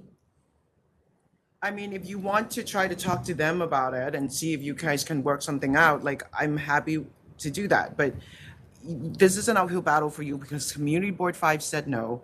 The 500-foot hearing came out saying no public interest. Senator Liz Krueger and Assemblymember Gottfried together have probably 80 years of elected office experience. Both said that they don't support this. So Senator Liz Krueger was actually at Luminary for an event Pinky and myself met with her and asked her, because we knew her opposition, if she would come upstairs to the glass ceiling to see the roof, to stop the establishment. She refused to even go up one flight of stairs or one elevator to even see our establishment. How is that in the public's best interest when I'm a constituent of New York City? I don't know. I don't know. I'm. Well, but again, that there is clearly opposition and discrimination against the us. record. I know that you're very, very passionate about this. I mean, I have heard about this nonstop for at least the past 18 months. Everywhere I go, someone is talking to me about your application. So I know that you really care and you really want to get this done. So I'm asking you to have another meeting with them. I know you've waited a long time, so I think you can wait a little longer. I mean, I want this to happen for you, but I can't do this with 50 letters saying. But we have over 500 that say in those are not support people of. that have lot line windows looking out to your business that you never actually said was going to be a public restaurant. That's my problem. So We have to survive. I know that, but he said that he's been there since the beginning, so I think this was the plan. And if, if from starting this to when you actually started, I know the pandemic happened and things change, and I respect you for trying to make it work, but you really have to try to figure it out. Commissioner, would you suggest adjourning this then? Yes. Possibly. The community board, they state that they oppose the application, but they are willing to work with the applicant on options, whatever that might be. So I'm saying that. I didn't see it. That's the first I'm hearing about it. Me too. It says here, in community board, the letter dated October. May I speak, please? I'm speaking. The letter. That's from Email to Community Board 5. From October. From October, right.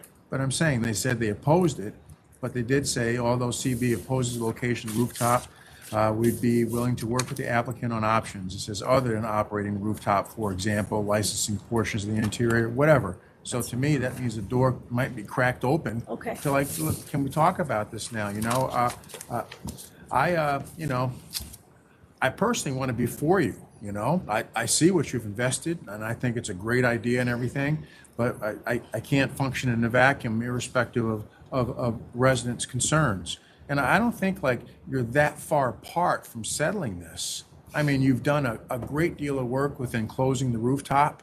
I'm assuming you don't have flashing lights and strobes going off at night. I can't imagine you Ambient doing light. that, right? And the portions of the rooftop that are closest to Gilsey Building, they're enclosed, right? That's correct. So I don't, they talked about music thumping and things like that. I just don't really see you doing that. No. So, and the portion that you have open is facing away from Gilsey Building. So I'll give you a That's second. correct. I'll get you here in a second. So, offering to maybe enclose everything, maybe that's something, some common ground. I don't know, but I really wish all of you would just sit down and talk to each other and try to work this out. So therefore, we would request an adjournment. Yeah, of the ability to do and that. to the neighbors, I mean, she's really spent a lot of effort into making this bit, the luminary space for support women's work, and now this restaurant that she's kind of had to adapt herself to make this whole thing work for her. I mean, they've invested a lot of money and a lot of effort, and they are doing something for the public good. So What do you have to say, sir? with the consideration that she's not going to go anywhere, and what you will get next is the landlord having this beautifully decorated space and someone else coming for a license that is actually a nightclub. And you may actually end up with that. And we may not be here to hear that. And at that time, it would be a whole bunch of new people who may be very much into nightclub business and saying, oh, well, there's another party across the street, who cares? So you have to figure out how to work with them and try to come up with a compromise that will limit them and the noise and all, because what they're asking for is not unreasonable. So let's see if you guys can do this. So 8/17. Thank you very much. Thank you. Go ahead, come to the mic. Yeah. Come to the mic, Maybe provide a little context. to the mic. because There are Sir, several. to the microphone, please. sorry. We get you. Please make room. I just wanted to add there because there are several misrepresentations that have been stated by the applicant. So I agree with you that they are passionate, no question. I mean, I have respect for Kate. I have no problems with her personally, but I don't appreciate, nor does the rest of Gilsey House, when they misrepresent facts, which are being completely distorted to try to tell a different I story. get that, but we are post-pandemic. Let's try to wipe the Understood. slate. Let's That's try fair. to just go into a room and talk to each other, and then you can air out all the things that you thought they were lying about, and So you guys can talk about what you can do to accommodate their concerns, and let's just see if you can get to an agreement. You will also have an opportunity, since this will be adjourned, to put in an additional submission. Let's just assume this goes nowhere. Right. Right? Let's be friends for the moment, but if it goes nowhere, you can explain all the misrepresentations in a letter that you submit by the supplemental deadline for the meeting. What is it? What did we say, 8/17? 8/17, Is that's that 5 gonna weeks be- from now. Is that going to be enough time, given I know the community boards sometimes take to some, is that going to be enough time?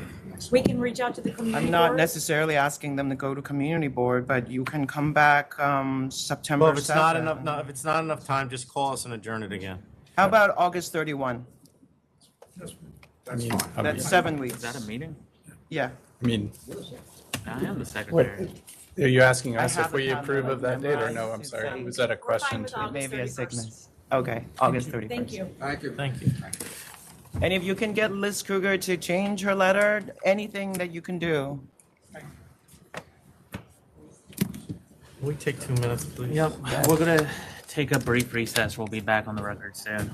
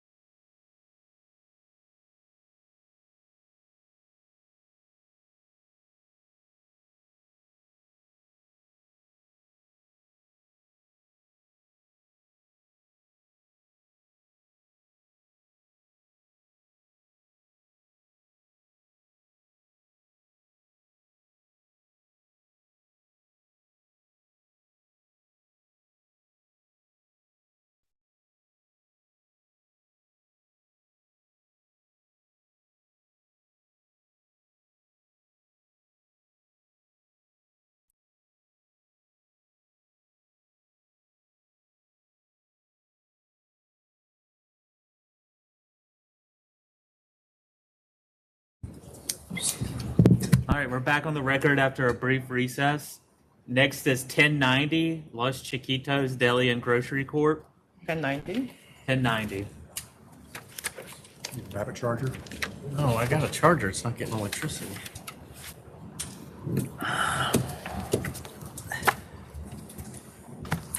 Good afternoon, my name is Frank Palillo. The principal of this license is out of the country, he's in the Dominican Republic. He will be returning this Sunday. This is a default at pleading. I most respectfully request that it be returned to counsel's office. Sure. Return to counsel's office. You got a problem with it? We have a reason? Yeah, what's the reason?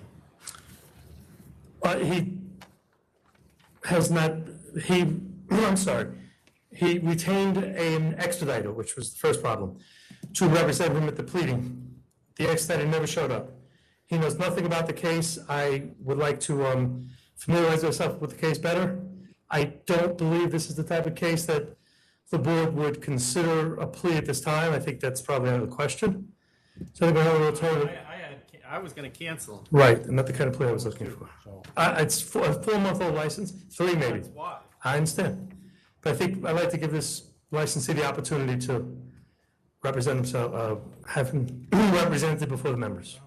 All right. Is that okay? This is unorthodox, but I'll go back to council. Back to council. I mean, there's no real good reason why there wasn't a, representative failure doesn't really. No, agreed. People shouldn't be using expediters on hearings.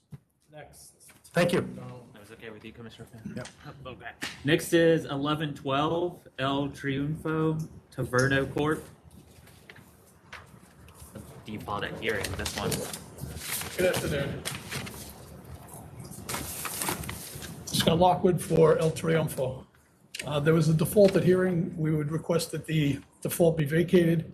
What happened in this case, the hearing was initially set for May 31st. My office received a WebEx notification that the hearing had been changed to May 26th. When I appeared or attempted to appear on May 26th, the WebEx did have the hearing listed. Nobody was there. We contacted counsel's office. They said that there was no hearing on that date. We were under the impression that the May 31st hearing had been canceled at that point. I didn't find out that it was still on until I got a notification from counsel's office, who was actually, like me, working on a Memorial Day. We sent in a late notice to adjourn the hearing. That was denied by ALJ Stahl because we didn't realize it was still on. We thought it was being in the process of being rescheduled. So we would like everything in the initial complaint has been remedied. We've taken care of everything. We would like to just get that in there and try and work everything out and get a full record before the board. So if we would have, I mean, now you're saying that everything has been remedied, but that obviously has no bearing on whether there should be a hearing in this case. Right. That's a matter of mitigation, right? Right, but we still want to put everything. You want to dispute that you want to, let me get this. What you're kind of saying is we need to go to hearing and everything's been remedied, which is almost an admission that things needed to be remedied. We would like to be able to get a full package before the board, which was as a You result. can do that without doing a hearing. Yeah, you don't. Right, but like I said, we just don't want the default at this point, so we want to just take Well, care you of that. pleaded not guilty and you were ready to go to hearing. You still want to go to hearing? We will probably waive the hearing, but we just didn't want the default, so like I said, we can get a full So package. you to the want board. to, What about your, so you want to do a CNC now? Sure. what about your client coming in so we could, what Yeah, about? you know, Yeah, why Clients don't are you here sit at today. CNC and come in with the wait, client hold next on, time? hold on. Can we take a quick, I hate to do this, but can we take a break? Sure. And just talk about this for a second? Sure. We're going to go in a brief recess to conference with council.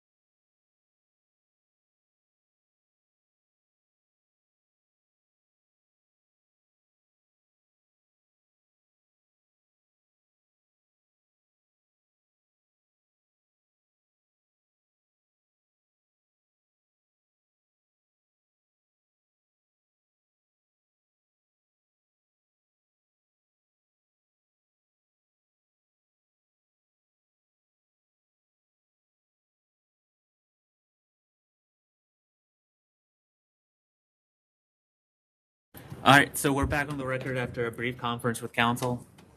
This is what we're going to do. We're going to hold this over to, was 8/17? No, it's July 27th. July 27th? Okay. To give you the opportunity to provide us with a mitigation letter. That's fine. Explaining all these charges and what's going to be done about them, and that'll Okay. help us decide. Yeah, the only one issue we've been having is there was prior counsel on this matter, and at least some of the evidence is still in there. We don't need evidence, we need an explanation to mitigate everything. This isn't gonna be a hearing, it's gonna be us deciding what the fine is. No, with some of the mitigation, like I said, some of that is in his possession still. He became a judge and. But you don't need to go to hearing at this point, so. Yeah, no, I don't disagree with that. I didn't want the default on the record. All right, thank you. Thank you. All right. Next is 1064 COMMAK Wines and Spirits LLC.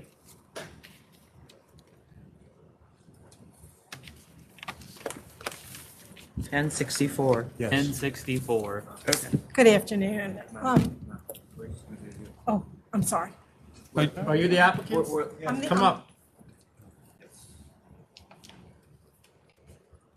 Okay. Good afternoon. My name is Hao Zhang. I'm the applicant. Okay, and then ma'am, go ahead. We're in opposition. Okay, you can put your name on the record too. Okay, I'm sorry. My name is Rosalind Slazak. I'm the owner of Vanderbilt Fine Wines and Spirits in COMMAK. Which one? Vanderbilt. Excuse me? Vanderbilt. Vanderbilt Fine What's Wines your and address? Spirits in COMMAK. Oh, What's your address? Oh, I'm sorry. I have a hearing deficit. Oh, 42 Vanderbilt? Yes. Got it. Okay, go ahead. Okay, thank you. 6 months ago, I received notification from the SLA about it pending a license for a new liquor store trying to establish itself less than a mile from my store, Vanderbilt Fine Wines and Spirits. Another store moving into our region of business is a concern for me because, one, it threatens sales of our business, and two, it can potentially jeopardize my family's livelihood and its employees. 17 years ago, my husband and I purchased Vanderbilt Fine Wines and Spirits located in COMMAK, Long Island. Before our ownership, the store had been in the same shopping center for 36 years. We are the third owners. My husband was very excited about the purchase.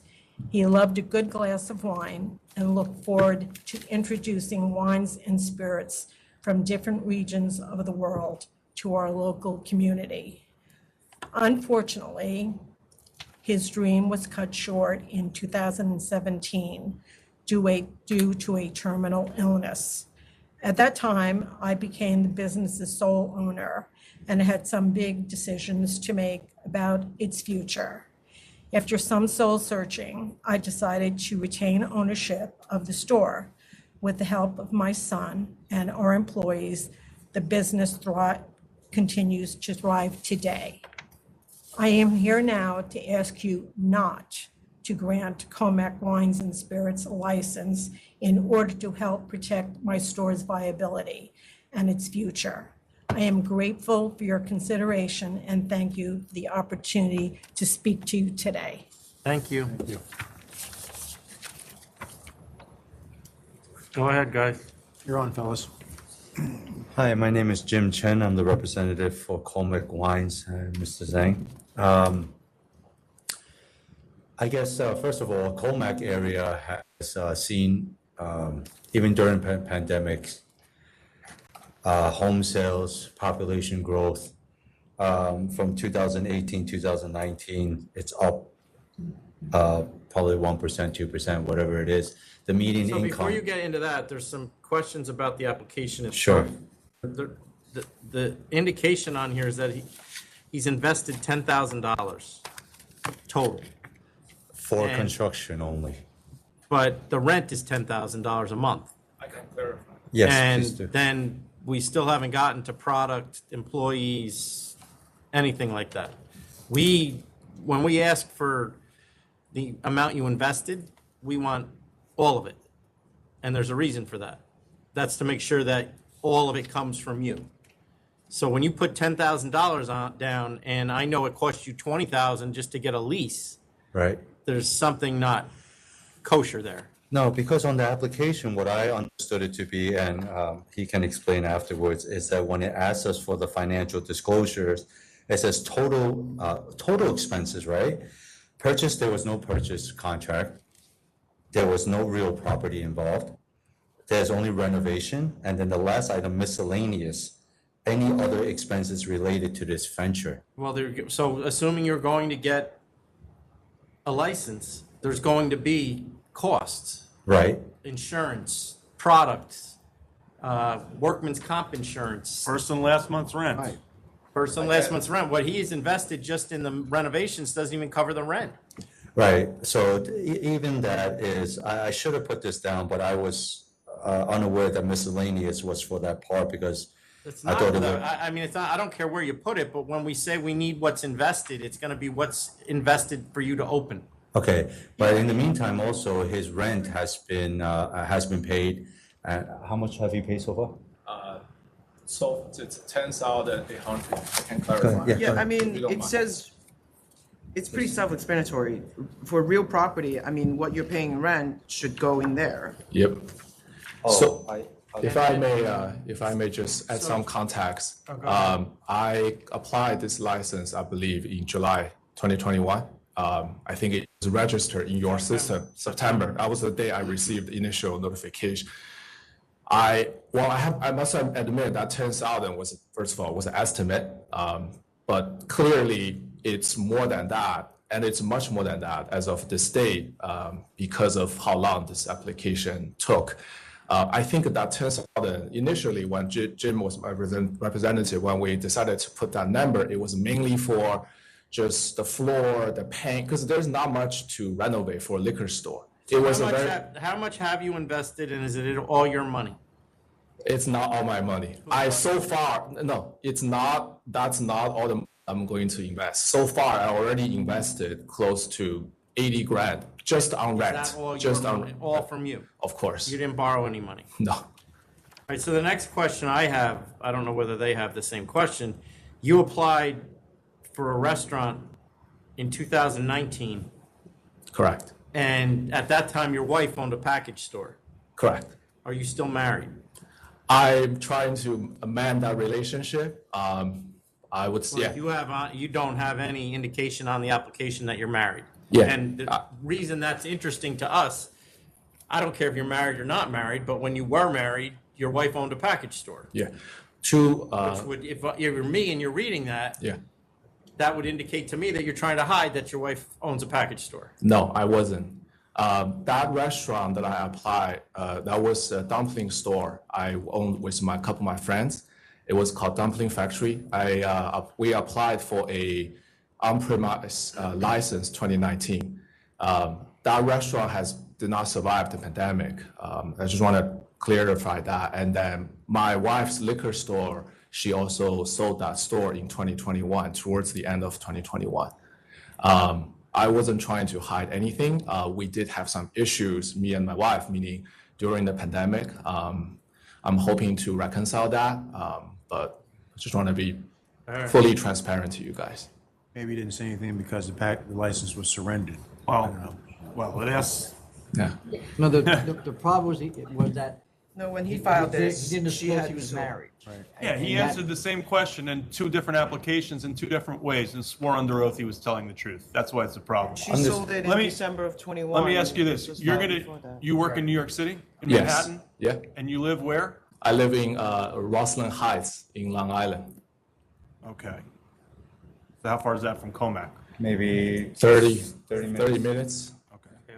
You used to live somewhere else? You used to live I in Queens? used to live in Bayside, correct. All right. And you're going to continue with your job in New York City?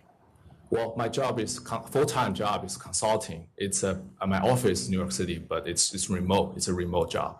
Okay. Okay, go ahead if you have anything else you want to add. No. Not from I just wanted to add one thing. I think I actually been to your store. I respect Because when I was looking for the space, obviously I researched the nearby store.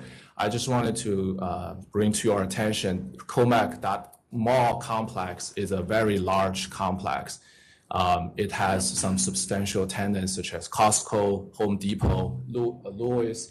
That complex doesn't have a liquor store, and that complex has two sides. One is more sort of the bigger guys, the Walmart, the Costco's, and I'm on the smaller side. My co-tenants are like Chick-fil-A, Starbucks, and I think there's a Chipotle. My space used to be Geico. Geico moved out. So to me, I feel like that's a good opportunity for me, and it's provide convenience to the shoppers who go to that mall, but that mall actually doesn't have a liquor store, right? So you can actually go get your liquors after you shop or after you go to Chick-fil-A to get your food. So that's my thought process. I just wanted to, bring that up. Where was your wife's store? My wife's previous store used to be in Whitestone, Queens, because we used to live in Queens, and she sold it in 2021. So it doesn't make sense to me that you had a store and you sold it, and then now you want to, and you're in the meantime paying empty rent and applying for another one. Well, it's different businesses. For due respect, when she sold that store, that's because there's a buyer wanting to buy that store, right? So now we all live in Long Island now. Matter of fact, I'm currently living in Long Island. We're trying to still amend the relationship. We have two daughters.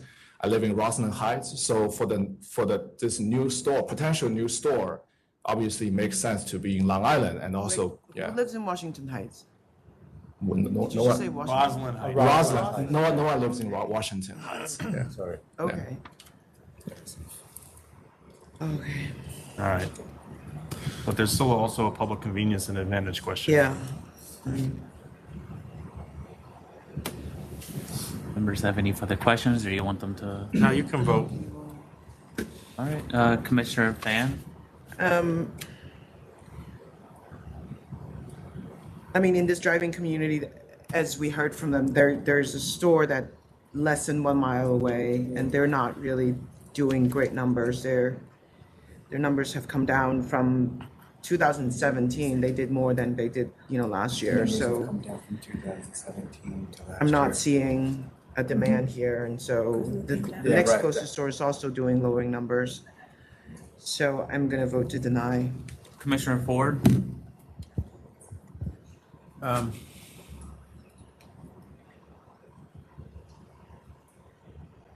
I agree with Commissioner Fan that I'm looking at the other numbers, and I'm just not seeing the need for another store here with another one just so close by to begin with. So I'm going to vote to deny as well. And Chairman Bradley. I'm going to vote to deny as well. There's 6 stores within 2.56 miles, all of which, other than one, reported sales, and all of those sales are either declining or flat. So I don't see an increase in demand.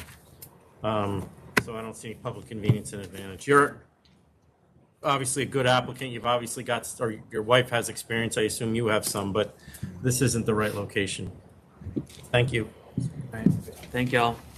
Are we gonna receive something where we can possibly Yes. ask for Yes. reconsideration? Yeah, Yes? you'll Okay. yeah. Thank you. Reconsideration, you got to add something that we haven't looked at here today. Because I was gonna say, I mean, I don't know if it's too late to say it now. It but- is too late. Okay, So put in I'll your add it to- papers, I'll yeah. put it in the papers. Yeah. Okay. Okay. Thank you so much. Thank you. Thank you. Have a good day. Yeah, have a good trip. Thank you. Next is 1108, 8 Drops LLC.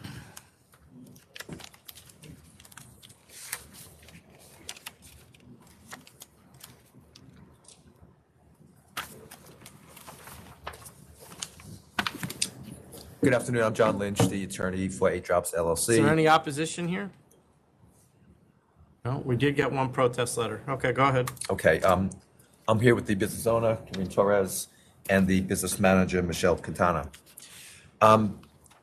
So the applicant has had a wine store at this location for 8 years, since October 2013. they have a wine-only license. They are asking to be upgraded to a liquor license, and they plan to sell 25% of its stock as premium craft liquor products, both craft products and canned cocktails, most of which these days are also made by craft distilleries.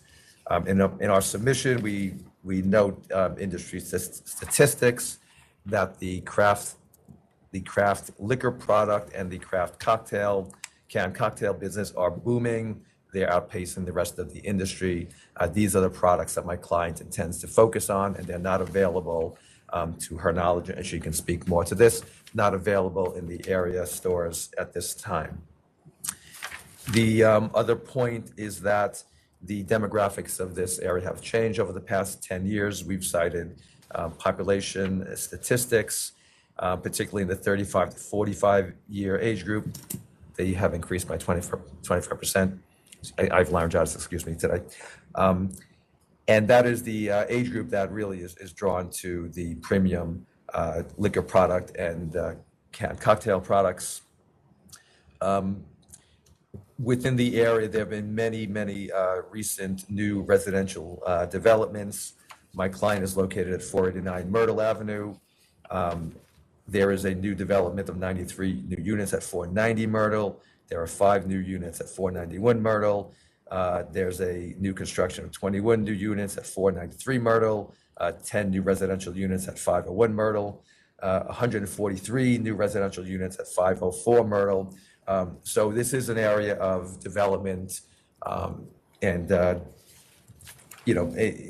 increase in the population, increase in the more affluent consumers. So again, we have consumers who are looking for these booming craft distillery products. We've listed about 80 distilleries that are not represented in the area, many of which are local New York State distilleries. My client's been in contact with many of them. They want to be able to provide their products in her store. We have letters from the local Myrtle Avenue bid, from 2 of the craft product distillers who indicate they would like to be able to have access to my client's store. We have a letter from both the state senator and the state assembly person, recognizing that my client has been a model business person for 8 years, and they support her wish to expand again from all wine to 25% craft liquor products. So here's my problem, and I didn't grant this license, it was before my time, but I did go back and see why it was granted.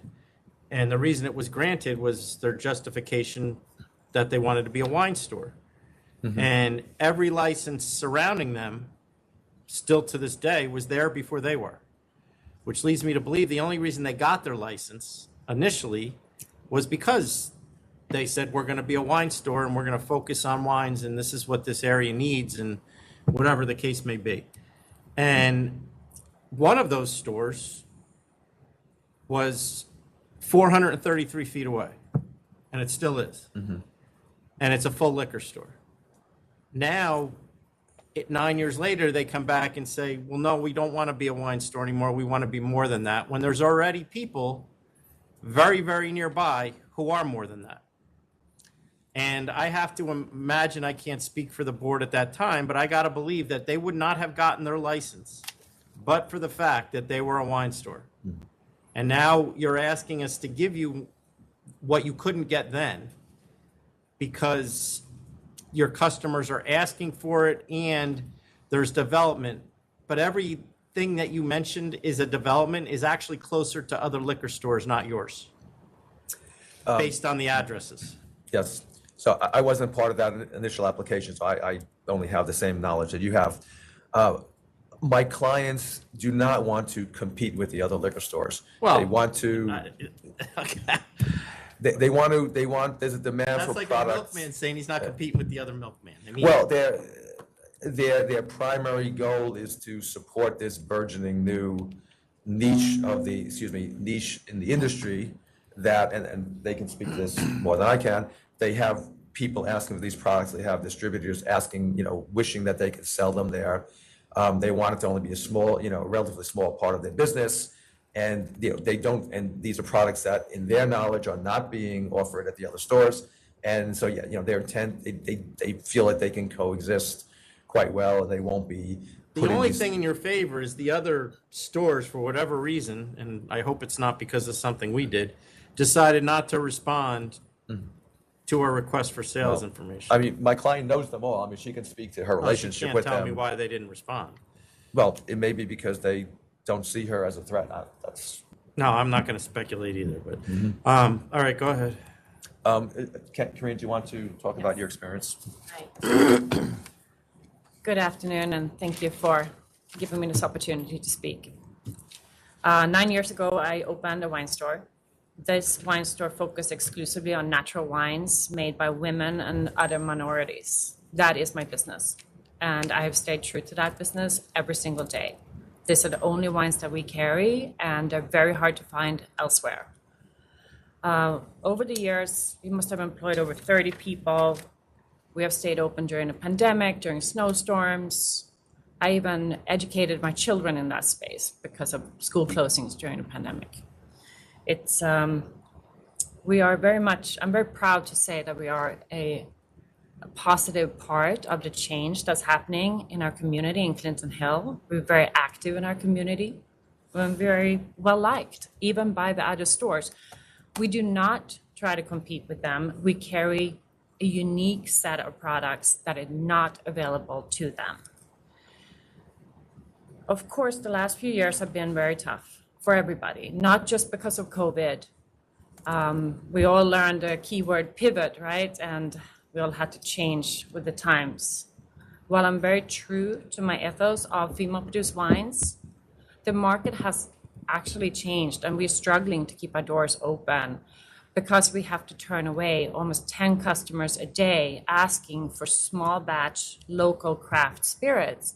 Your sales, I don't know what they were prior to 17, but they are pretty consistent. And then obviously, unlike most people in the metropolitan area, you got a very big bump from COVID. Yourself, you got, you went up 100,000. Yeah, we did get a big bump. We worked very hard and we systemized everything. I realize expenses are increasing as well, but you don't seem to be struggling. We are struggling today. That is fact. We are down 20% with rising costs. I am struggling to keep my staff. But this was filed in February of 2020? Yeah, Yes. it was denied at one point. There was a deficiency that wasn't answered. Oh, okay. There was a deficiency, yes. And then you were trying to transfer the business? No, it was a legal confusion, honestly. Right. It should be disregarded. It was just a tax advice going from LLC to an S It Corp just- and completely see. unrelated, yeah. They were was trying like, to change the business entity that was licensed to. I see, And I that see. delayed this application. Right, so that's Okay. I it's mean, a technicality and it was, yeah. But we do have as John was saying, we actually have 272 brand new units on our block, not closer to other stores, closest to me, with over 1,000 new people in those apartments.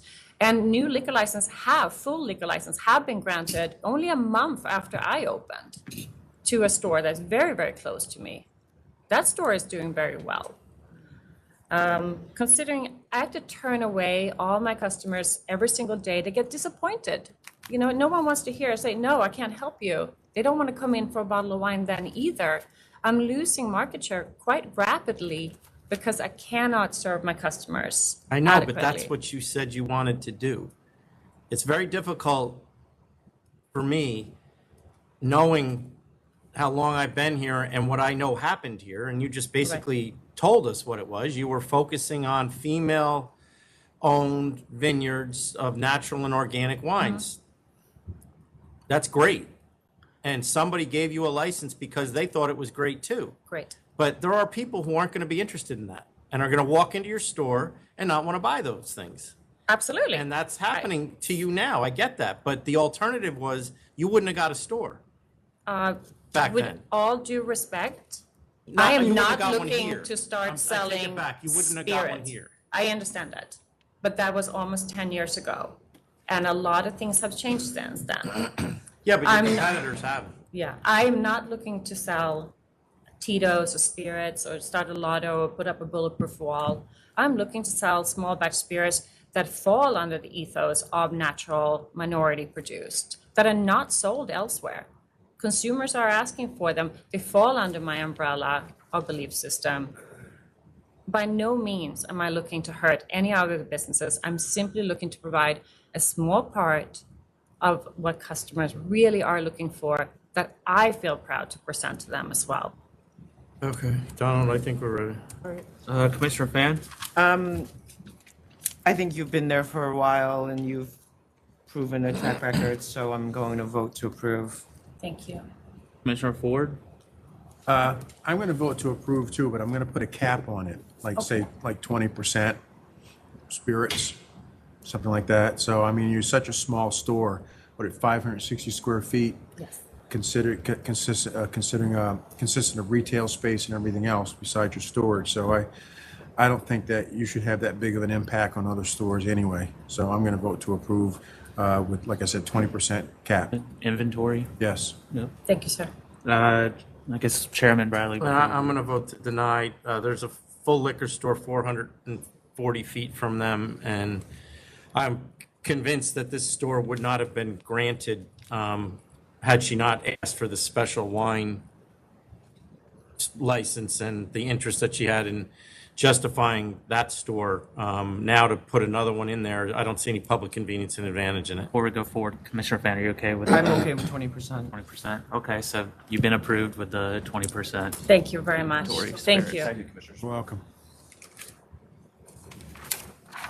All right, next is 1095, BEAU MAISON Corp. 10, oh, there we go. Good afternoon, Timothy Allen for the licensee. With me is Julian Sanchez, the owner. This is a CNC for $12,000. And we put in a statement how he's ceasing the activities that are the violation. And I'd really like to point out that he's been in business since 1990, or over 30 years. Yeah, but He had a sale to minor. no, it's not just that. It's that the community board went to him and told you you're not following your stipulations, you're not following the law. And he blew them off. So then what happens? Then we have to go and do what we have to do. And here we are, and a lot of extra work had to be done, when really, if you wanted to cure this, all you had to do was listen to them.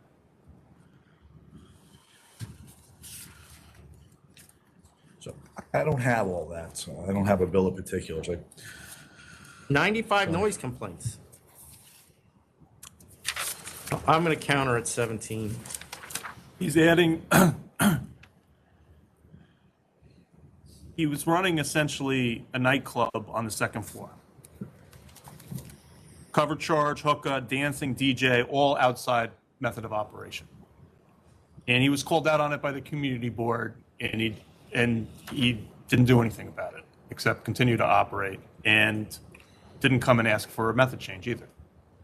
So there's the violations, and then there's the failure to recognize the unlawful behavior. That's why I believe the members asked him to come in. If he wants to explain, he's shaking his head as if this isn't true.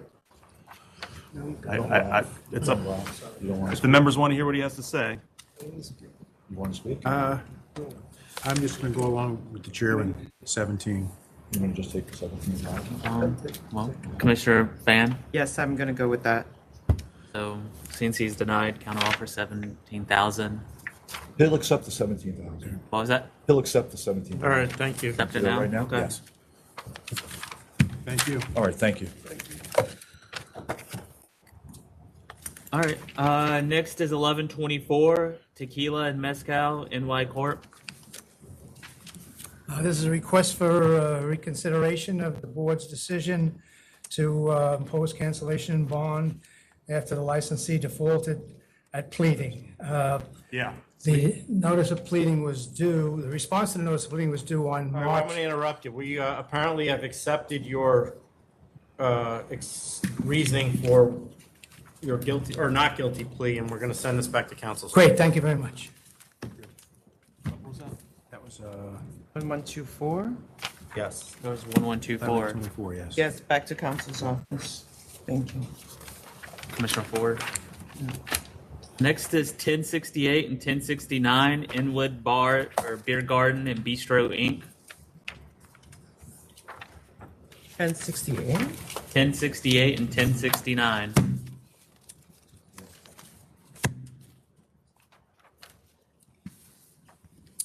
Good afternoon, Frank Palillo. Introduce yourself.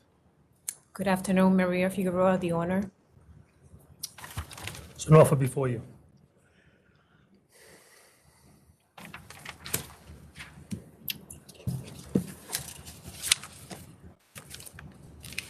I'll accept. I'll accept as well. I'll accept. Thank you. Next is 1100. That's the Boyle Corp.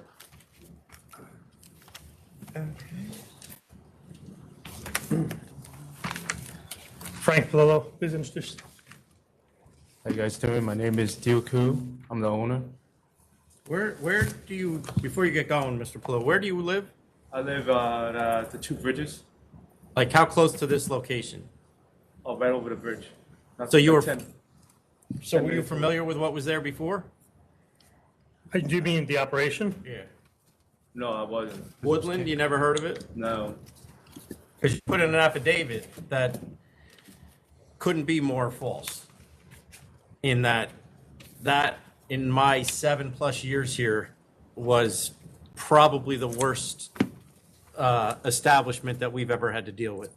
And your line that there were no previous adverse history at the Liquor location. violations, no history of liquor violations or reported criminal activity at this location. It took us 6 to 8 months to close that place because it was just a scourge of the neighborhood. Now, I'm not insinuating you are or were involved in it at all. I know you weren't, but the affidavit leads me to believe you didn't do a lot of I investigation. think you're referring to the public interest statement. No. The affidavit you put in. You had him sign an affidavit. I think you notarized it yourself. It contains a false statement. I don't know if It it's does false. not contain Well, I a don't know if false we can prove statement it's false. because that statement was based upon lamp. It could be ignorant. It's based on lamp. All right, go ahead. That's Mr. not what the I was statement just said. pointing out. Go ahead. I know it didn't say the source, but I'm telling you what it was based on. Go ahead with your presentation. I'm sorry, Mr. Mayoff. I don't understand what's funny. I understand. You really want me to say it on the record? No. Can we move forward, please? Go ahead, Mr. Palillo. Mike is an established operator. He's been licensed in numerous places in the past. He's currently licensed. We do not have any involvement with the prior people.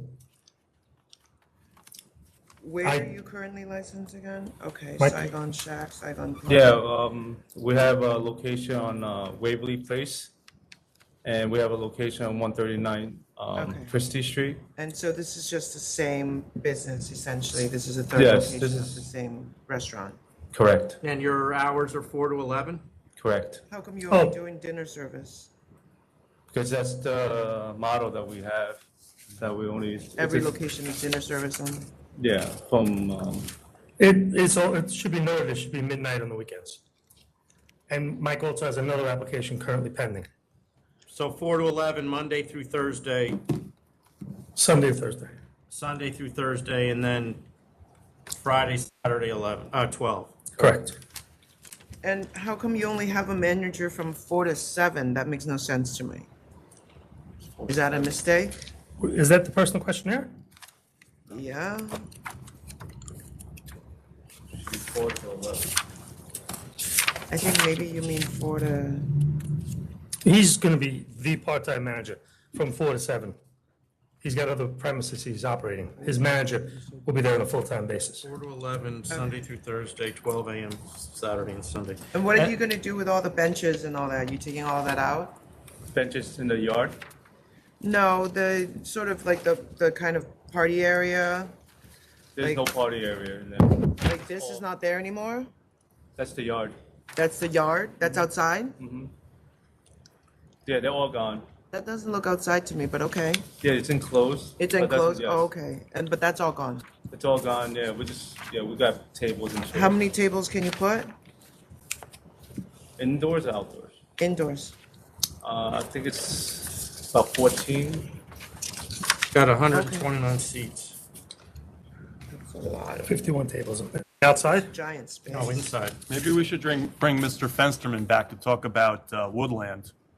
But I just want to say on the record to you that the reason that place became a problem, the place that had the license in that location, was because they were holding bottomless brunches on the weekends, and had seriously drunk people wandering the neighborhood and creating a menace. Given your hours, I'm assuming you're not going to have any brunches. We're not having any brunches. We don't have all you could drink. We don't have, well, we do have a happy hour with our oysters and cocktails, which is pretty much from 2 hours, from 4 to 6. Right. You can't have all you can drink happy hours, though. We don't have that. Okay. Currently, we're just pretty much having the same model as we're currently having at other 2 locations. Okay. Which I don't see that we have a issue with. No, you never had any issues. You don't, but we have a duty to just let you know what you didn't know about what was there before, so. Okay. I don't know what the issue was. Well, we know now. Yeah, now We I know do. now. Well, currently, once I got look it in up. there, then I actually do understand what was going on in there. All right, But- so what time's the outdoor gonna close? Is that closing at the same time as the restaurant, or you close that early? Yeah, 10 p.m. 10? But No 9 music, and no music out there, right? There's no music out there at all. Okay, I'm ready, Don. All right, Commissioner Fan? I'm going to vote to approve. I'm going to do midnight across the board, recorded background music only. And 10 p.m. outdoors? 10 p.m. Okay, Commissioner Ford? So 4 to midnight, across the board. Outdoor close at 10, no music. Yep. So I'll vote for the same to approve with the same conditions. Good luck. Thank you. Thank you. And 1118, Rock Solid Partners, Inc.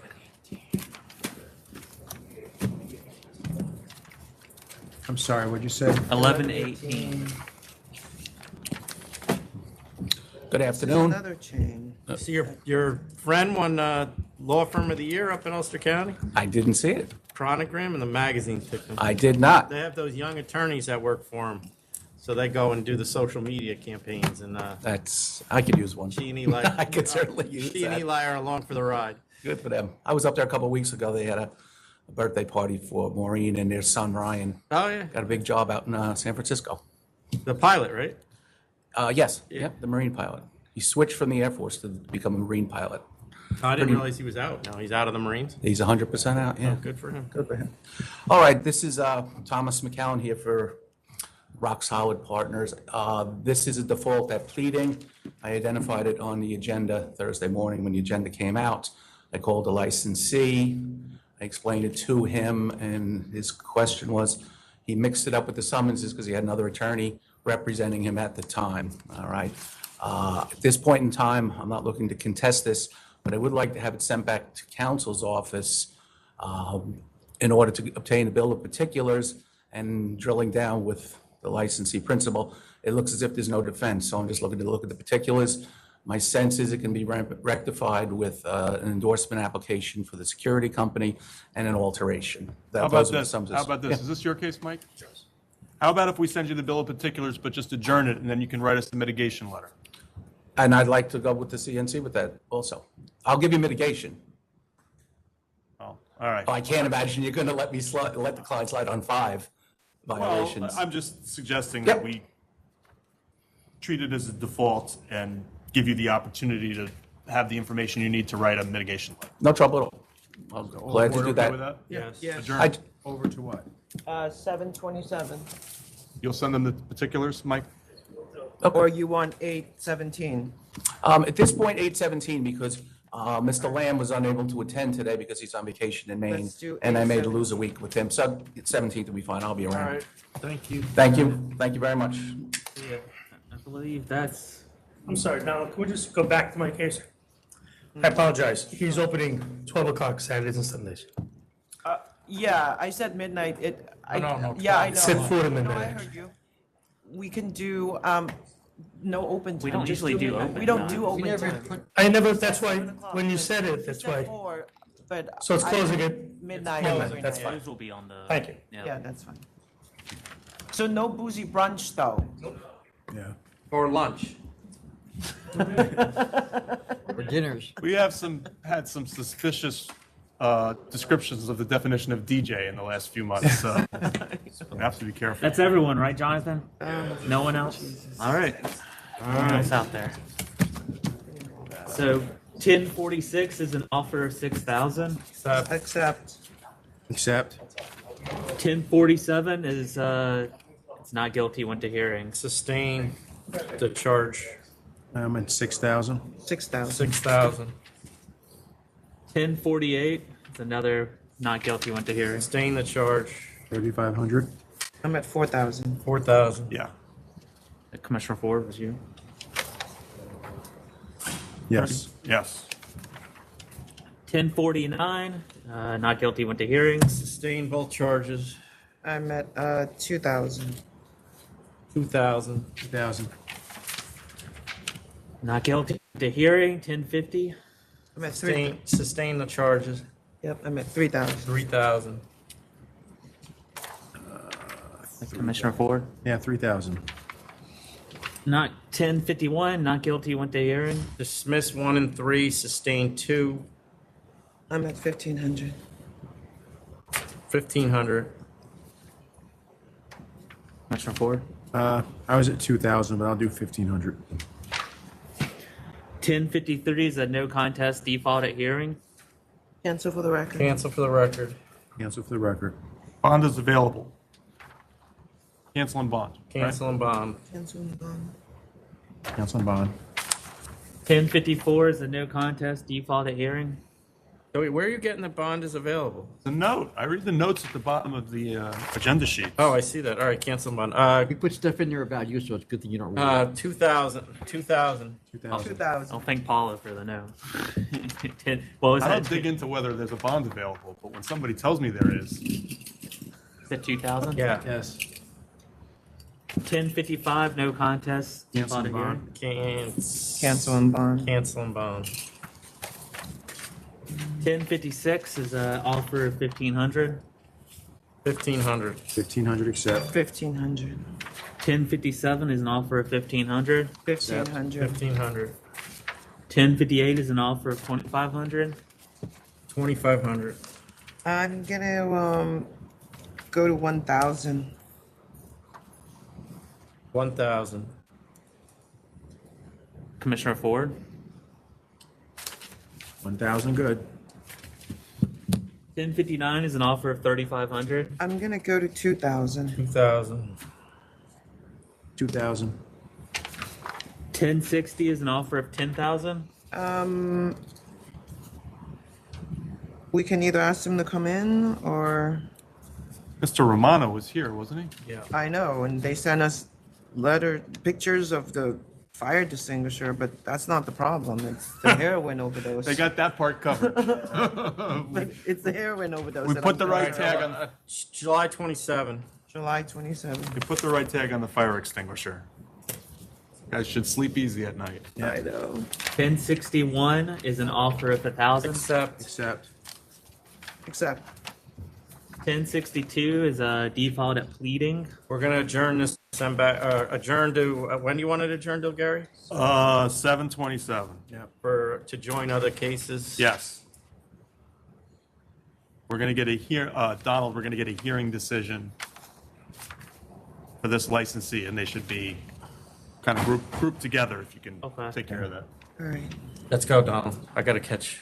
1066 is an offer of 17,500. 75. 75. Is that Commissioner Ford? 17.5 accept. 1067 is an offer of 10,000. I'll accept 10,000, but they need to remove the gambling machines. I'm at They have 12. already. I was at 15. So I'll go to, you going to come down or go? I was at 15. I thought that seemed low. All right, 15. 15. 15 counter offer. 1070 is an offer of 3,500. 3,500. Accept. Accept, clean history. 1071 is a no contest. 1,000. 1,000. 1,000. 1072 is an offer of 10,000. Accept. I'm at cancel and bond. Commissioner Ford. I was going to accept, but he's got to kind of figure out what he wants to Are do. they back brewing now? It wasn't clear to me. I mean, the letter was not, the letter was somewhat contradictory with the earlier letter, but the indication was that I just don't want to shut a manufacturer if he's actually going to be a manufacturer. If he doesn't, we can shut him But he again. doesn't know how to do it. But he said he hired somebody who does. Okay, fine. 10,000. 10,000. But let's not get caught again. No, if he does, it's over. Yeah. 'Cause there's- last time, on the day we had full board, someone went out there Yeah. and they were not. And I will brewing, send someone, so- I'll send someone again. So everyone's at accept? Yep. 1073 and 74 is an offer of 4,500. 4,500. Accept. 1075 is an offer of cancel and bond. Cancel and bond. Accept. The bond is available, right? Yeah, because it goes to pay by the principal. Last Okay. time. Cancel and bond. I need to read my own though. 1076 is a no contest default at pleading. Back to council. Back to council. Thank you, council. 1077 is an offer of 15,000. I'm going to be canceling bond. I'm at cancel and bond too, fourth time, third and Cancel fourth. and on. bond. 3 years. Yeah. That's a counter. Yeah. 1078 and 1079 has an offer of cancel and bond. Cancel and bond. 1080 is a default at pleading.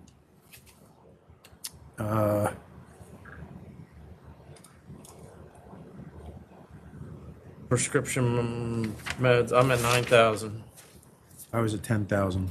10,000. 10,000. 1081 is an offer of 2,500. 2,500. Accept. Accept. 1082 is an offer of 5,000. 5,000. 5,000. 5,000, accept. 1084 is a default at pleading. 6,000. 6,000. 1084? Yeah. Okay, 6,000. 1085 is a default at pleading. 6,000. 6,000. 6,000. 1086, not guilty, went to hearing. Yeah, Sustain 1, 2, dismiss 3, 4, sustain 5 and 6, although we are going to. yeah, just for the record, the ALJ cited the wrong statute for charge number 3. She cited a statute that related to private investigators. I believe the ALJ was referring to the heading on the affidavit she received, but the affidavits expressly stated that the search that was done was for security guard records and that no such records were found. So I don't believe that the law that the ALJ cited was accurate, and there is evidence in the record to support substantial evidence on charge number 3 under the right legal statute. All right, so sustain 1, 2, 3, dismiss 4, sustain 5 and 6. And I'm at 10,000. 10,000. 10,000. 1087 is an offer of 1,000. Accept. Accept. Accept. 1088 is an offer of 1,500. 1,500. Accept. 1089 is an offer of 5,000.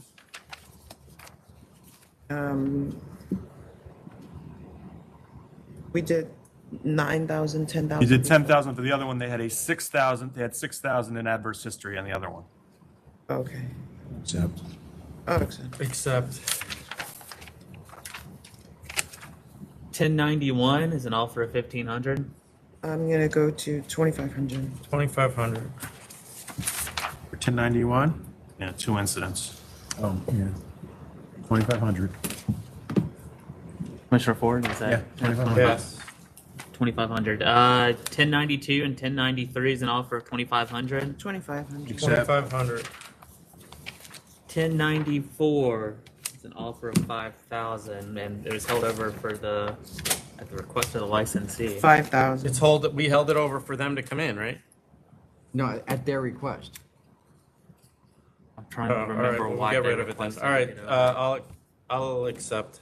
Step to 5,000? Yeah. Okay. Yeah, the new rep, didn't show up. So with 1096, they want to adjourn to August 17th. Apparently the new rep emailed yesterday. They want to make, I quote, amendments/corrections to the app and needs time to prepare for the full board. So that's what they said in their. It's already been adjourned twice. Can they make? No, I don't know what amendments they're proposing to make. But It's a they liquor do. They also store. need time to prepare for. Tell full them they board. can come in and make them to us, but they're not gonna make amendments. It's on for the 17th. That's the last adjournment. Is that okay with everyone? Yeah. Yes. 1099 is a change in method of operation. I'm gonna vote to deny. I'm gonna deny as well, just so the record's clear. This license was issued in 2019. In August of 2020, we conducted a summary suspension on the license. The current owner of the license is a relative of the former licensee and was the manager at the place during the summary suspension. And he currently wants to get live music, DJ, and karaoke, 1 to 2 security guards, and to close Thursday, Friday, Saturday at 4 a.m. I'm going to vote to deny based on the prior history. Commissioner Ford, you. Yep. No. Right. 1102 is a no contest. 1102. What about Amendment? 1110? We didn't get there yet. We're you think? Oh, 11? sorry, I'm sorry. I'm at 10,000. Okay, 10,000. We're 1102, 10,000? Next time they're done. Okay, 10,000. Okay, Commissioner Ford. Yes. 1103, 04, and 05 is an offer of Cancel Cancel bond. and bond. Accept. Set. 1106 is an offer of 5,000. 5,000. 5,000 accept. So with 1110, the attorney sent an email on July 8th withdrawing the application. Withdrawing the application? Withdrawing the Withdraw. application. Okay. So move. 1113 and 1114 is an offer of 1,500. This should be 2,500. What'd you say, 25? Yeah. 2,500 counter. That's, which one, 1115? 1314. 13, 14. 1314. Valdoria. There used to be a restaurant in Rayo's guys owned in the city called Valdoria. What was your counter? It's 2,500. 2,500. 1115 is a default at pleading. Cancel bond. Cancel and Bond, bond. felony arrest, no notification. 1116 is an offer of 2,000. 2,000. 2,000 accept. 1117 is a default at hearing. 12,000. 12,000. And dismiss, not that it matters, but dismiss charge 6 for counsel. Yeah, it's an AX and it's, it's an AX and it's a, Improper charge. it's an executive order charge for an AX. It's 12,000, okay? Everyone? Yes. That's this. Okay. 1119 is an offer of 20,000. 20,000. 1,000. Is this all corporate change all done? This, Well, he told our investigator that a corporate change application was pending, and at the time, that wasn't true. He filed it after that. I see. Okay. All right, That's fine. 1120. 20,000. But he lied and then fixed. Okay. 1120 is a change of method in operation. They want DJ karaoke live, recorded music 4 a.m. close, although it They looks also like want- currently they have karaoke live, recorded music, and 4 a.m. close. So So what's going on the here? chronology of this was, they told the ALJ, we don't have an agreement, but we know what the community board wants. After it gets approved, the license gets issued, they submit this stipulation from the community board, which is less than what they said they were gonna do. Now they're filing this method of operation change to apparently get what we already gave them, but not even though the community board is saying, no, we don't want to give them all that. So I have no idea what the heck's going on. Is this a 500-foot case back in the day? Yes. I mean, it's clearly. Then they gotta come in. It's clearly a denial. Yeah, I was going to deny. Just deny. But we're not giving them anything. They already have it and they don't realize it. I guess we're better off that way. All right, deny. Yeah. I deny. Ignorance is bliss. Everyone's deny? Just let them have whatever they have. Okay. 11:20. There were just too many questions about that with me, and if the applicant isn't even here. That's why I sent it up to you guys, because I couldn't sort it out. All right, thank you. 11:22 is an offer of 6,500. 6,500. Accept. So with 11:23, we received an email asking to adjourn to 7:27 to submit a mitigation letter. 727. 727. Helpful. 11:25 is an offer of 7,500. I'm at 5,000. 5,000. Commissioner Ford. What number was that again? I'm sorry. 11:25. 5,000. 11:26 is an offer of 7,500. 7,500. 11:27 is an offer of 4,000. This is a grocery store. Yeah, cancel and bond. Yeah, cancel and bond. Cancel and bond. 11:27A is an offer of 5,000. Back to council. Back to council. Back to council's office. No. We got to do the bankruptcy thing. Oh. 11:27B. It's a request from council's office for direction. Right, just so for the record, we have a statute, ABCL, section 122, which applies to deceased licensees, distressed licensees, dissolved corporations, and also applies to debtors. And upon a filing of a Chapter 11, either the debtor in possession or a trustee, whoever's appointed to maintain the assets of the bankrupt estate, is obliged to seek permission from the State Liquor Authority to continue the license that had been issued to the debtor. And this is a matter that was filed and related to a disciplinary case that the board had ruled on, and the effort in bankruptcy court was to avoid paying the penalty. My understanding is they are now going to pay the penalty, and the bankruptcy, they've moved to dismiss it, but the dismissal will not be heard until the end of the month. So for them to be able to operate, they've sent this letter in. I've been asking them to send it in for weeks, seeking permission for the debtor in possession, which is essentially the exact same entity that is already approved to operate this location, but to operate it as a debtor in possession. I think at one point Tom suggested that they would ordinarily put in an application. We have an application process for this. We do it all the time. So they should just go and follow that process. And Well, there are fees involved and all of that? If you, from my perspective, if you approve this, then you need to let a licensing know that you're waiving the need to file the application, file any supporting documents, and waive the application fee. No, I think that they should just file it, whatever it is. Well, look, right? here's the thing about this. Obviously, we have to apply the law. The law includes debtors in possession as being in the same position as a trustee. Even though, I'm not disputing that they let me can finish do what that. I'm saying.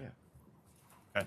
Unlike every other category of person in the law that would ordinarily be seeking to assume a license, this is the same business that's already been licensed seeking to assume the license.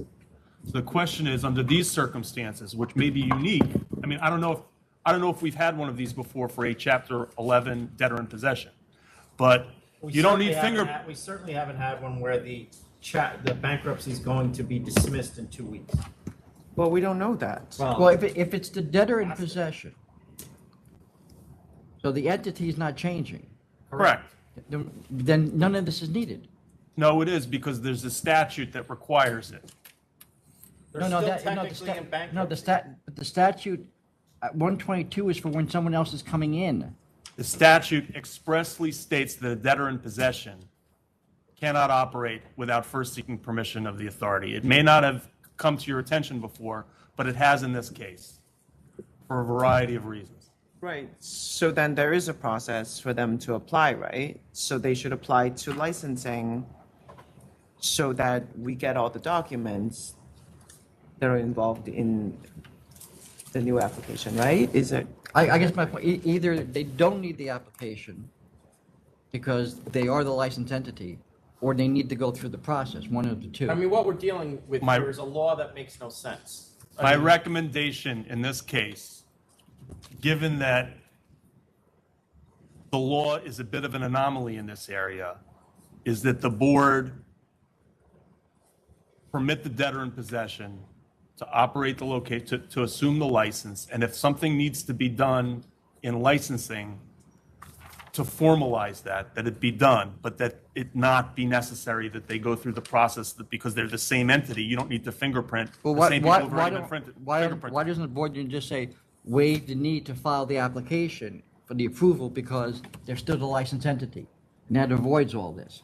And to continue. That's fine with me. And to continue as is. Because that's probably what we've been doing in the past, it's the same entity, we don't require the process. Okay. I mean, it's fine, but I don't know why we're doing him a favor. What's the vote?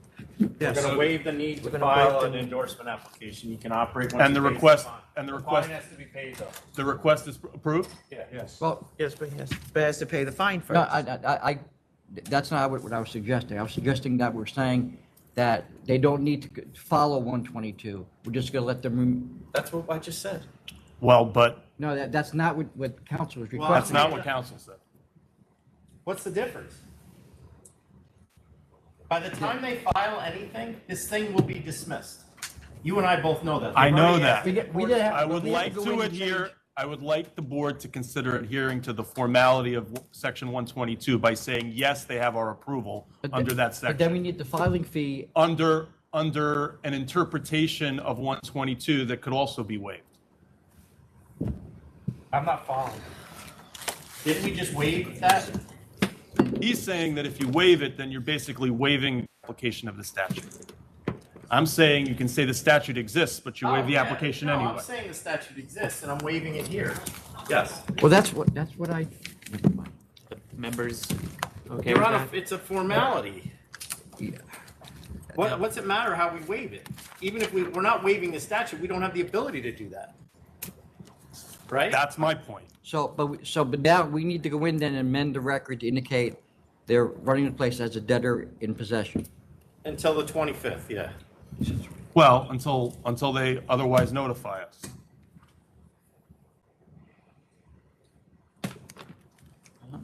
The meeting's adjourned. I guess. Are we off the record? Hold on, let me get to, I gotta end and then stop recording. Are we off the record?